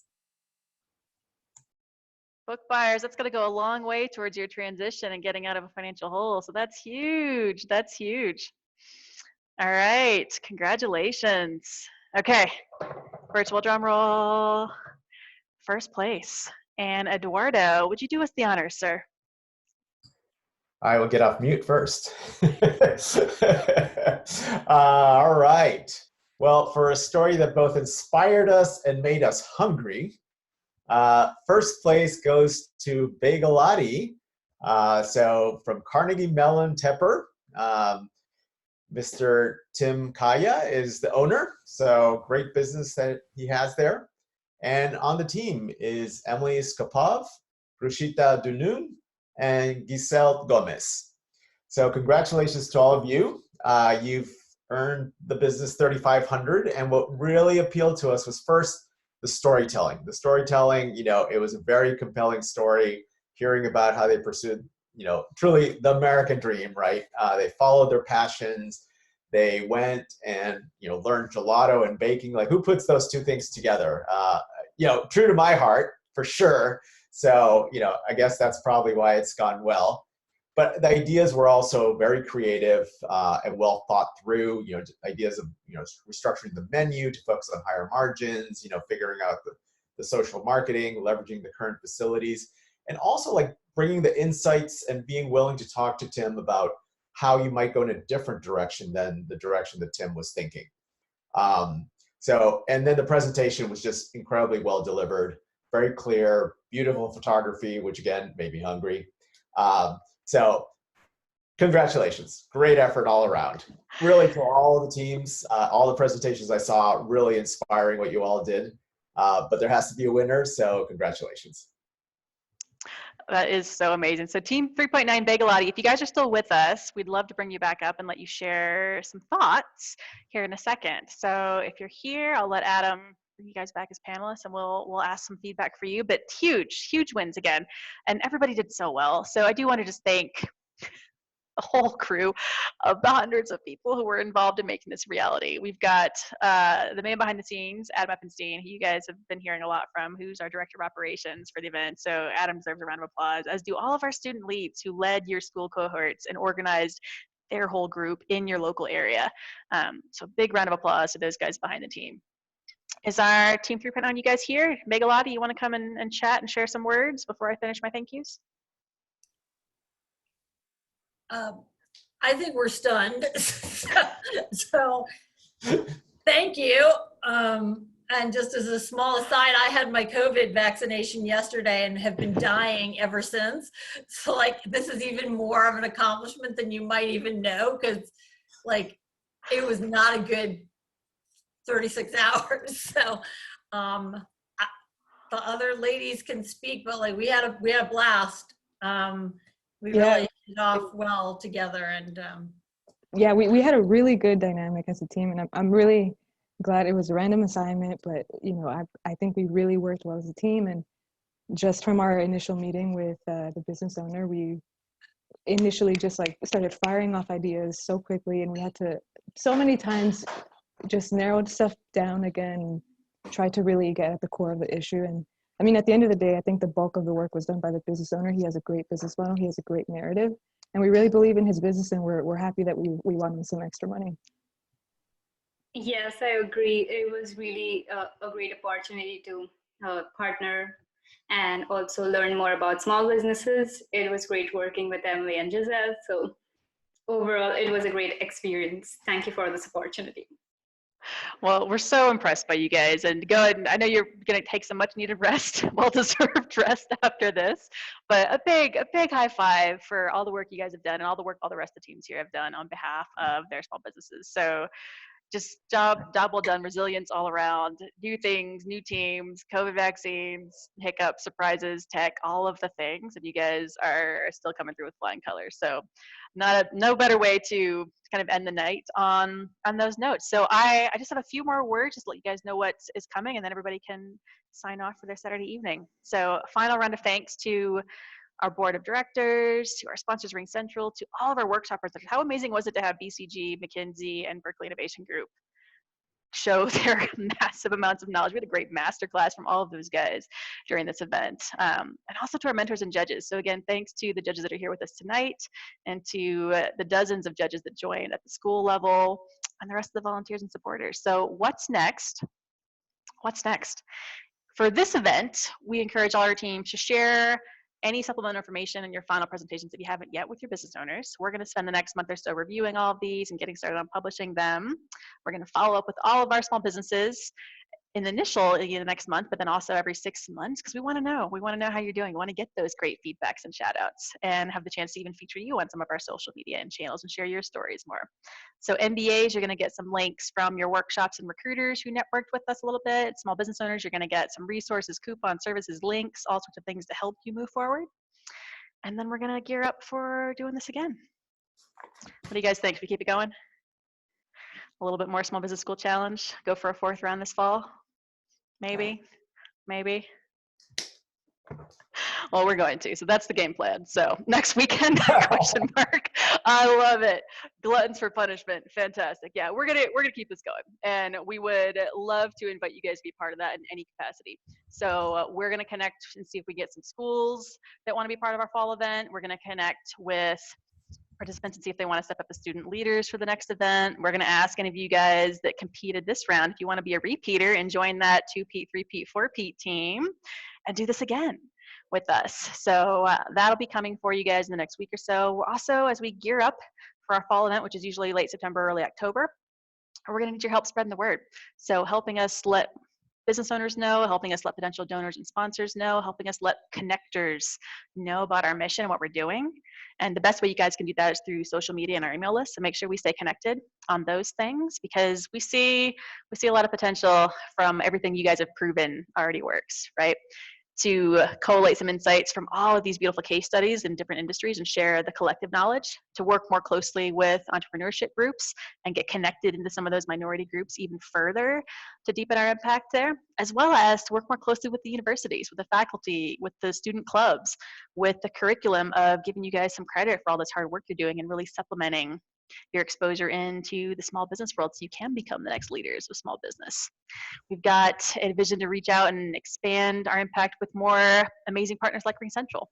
So how can we even do more with this idea and extend our support beyond just 3 days for our small business owners? So many things. We would love to have your involvement and love to have your support on through the next few months and beyond, we're just getting started. We're here to make innovation available to all small businesses to support a thriving small business economy and to create the next generation of small business fluent leaders in the world. And you guys are all a huge part of making that possible. So again, thanks again. Any other comments, please let us know here. You'll be hearing from us, so I'll let you go rest, sleep, recover. Watch your inbox this next week with all the rest of the goodies from me. So again, thank you so much for your attention today and for your active participation and really just showing up and making such a huge impact. So congratulations to everyone. Happy Saturday.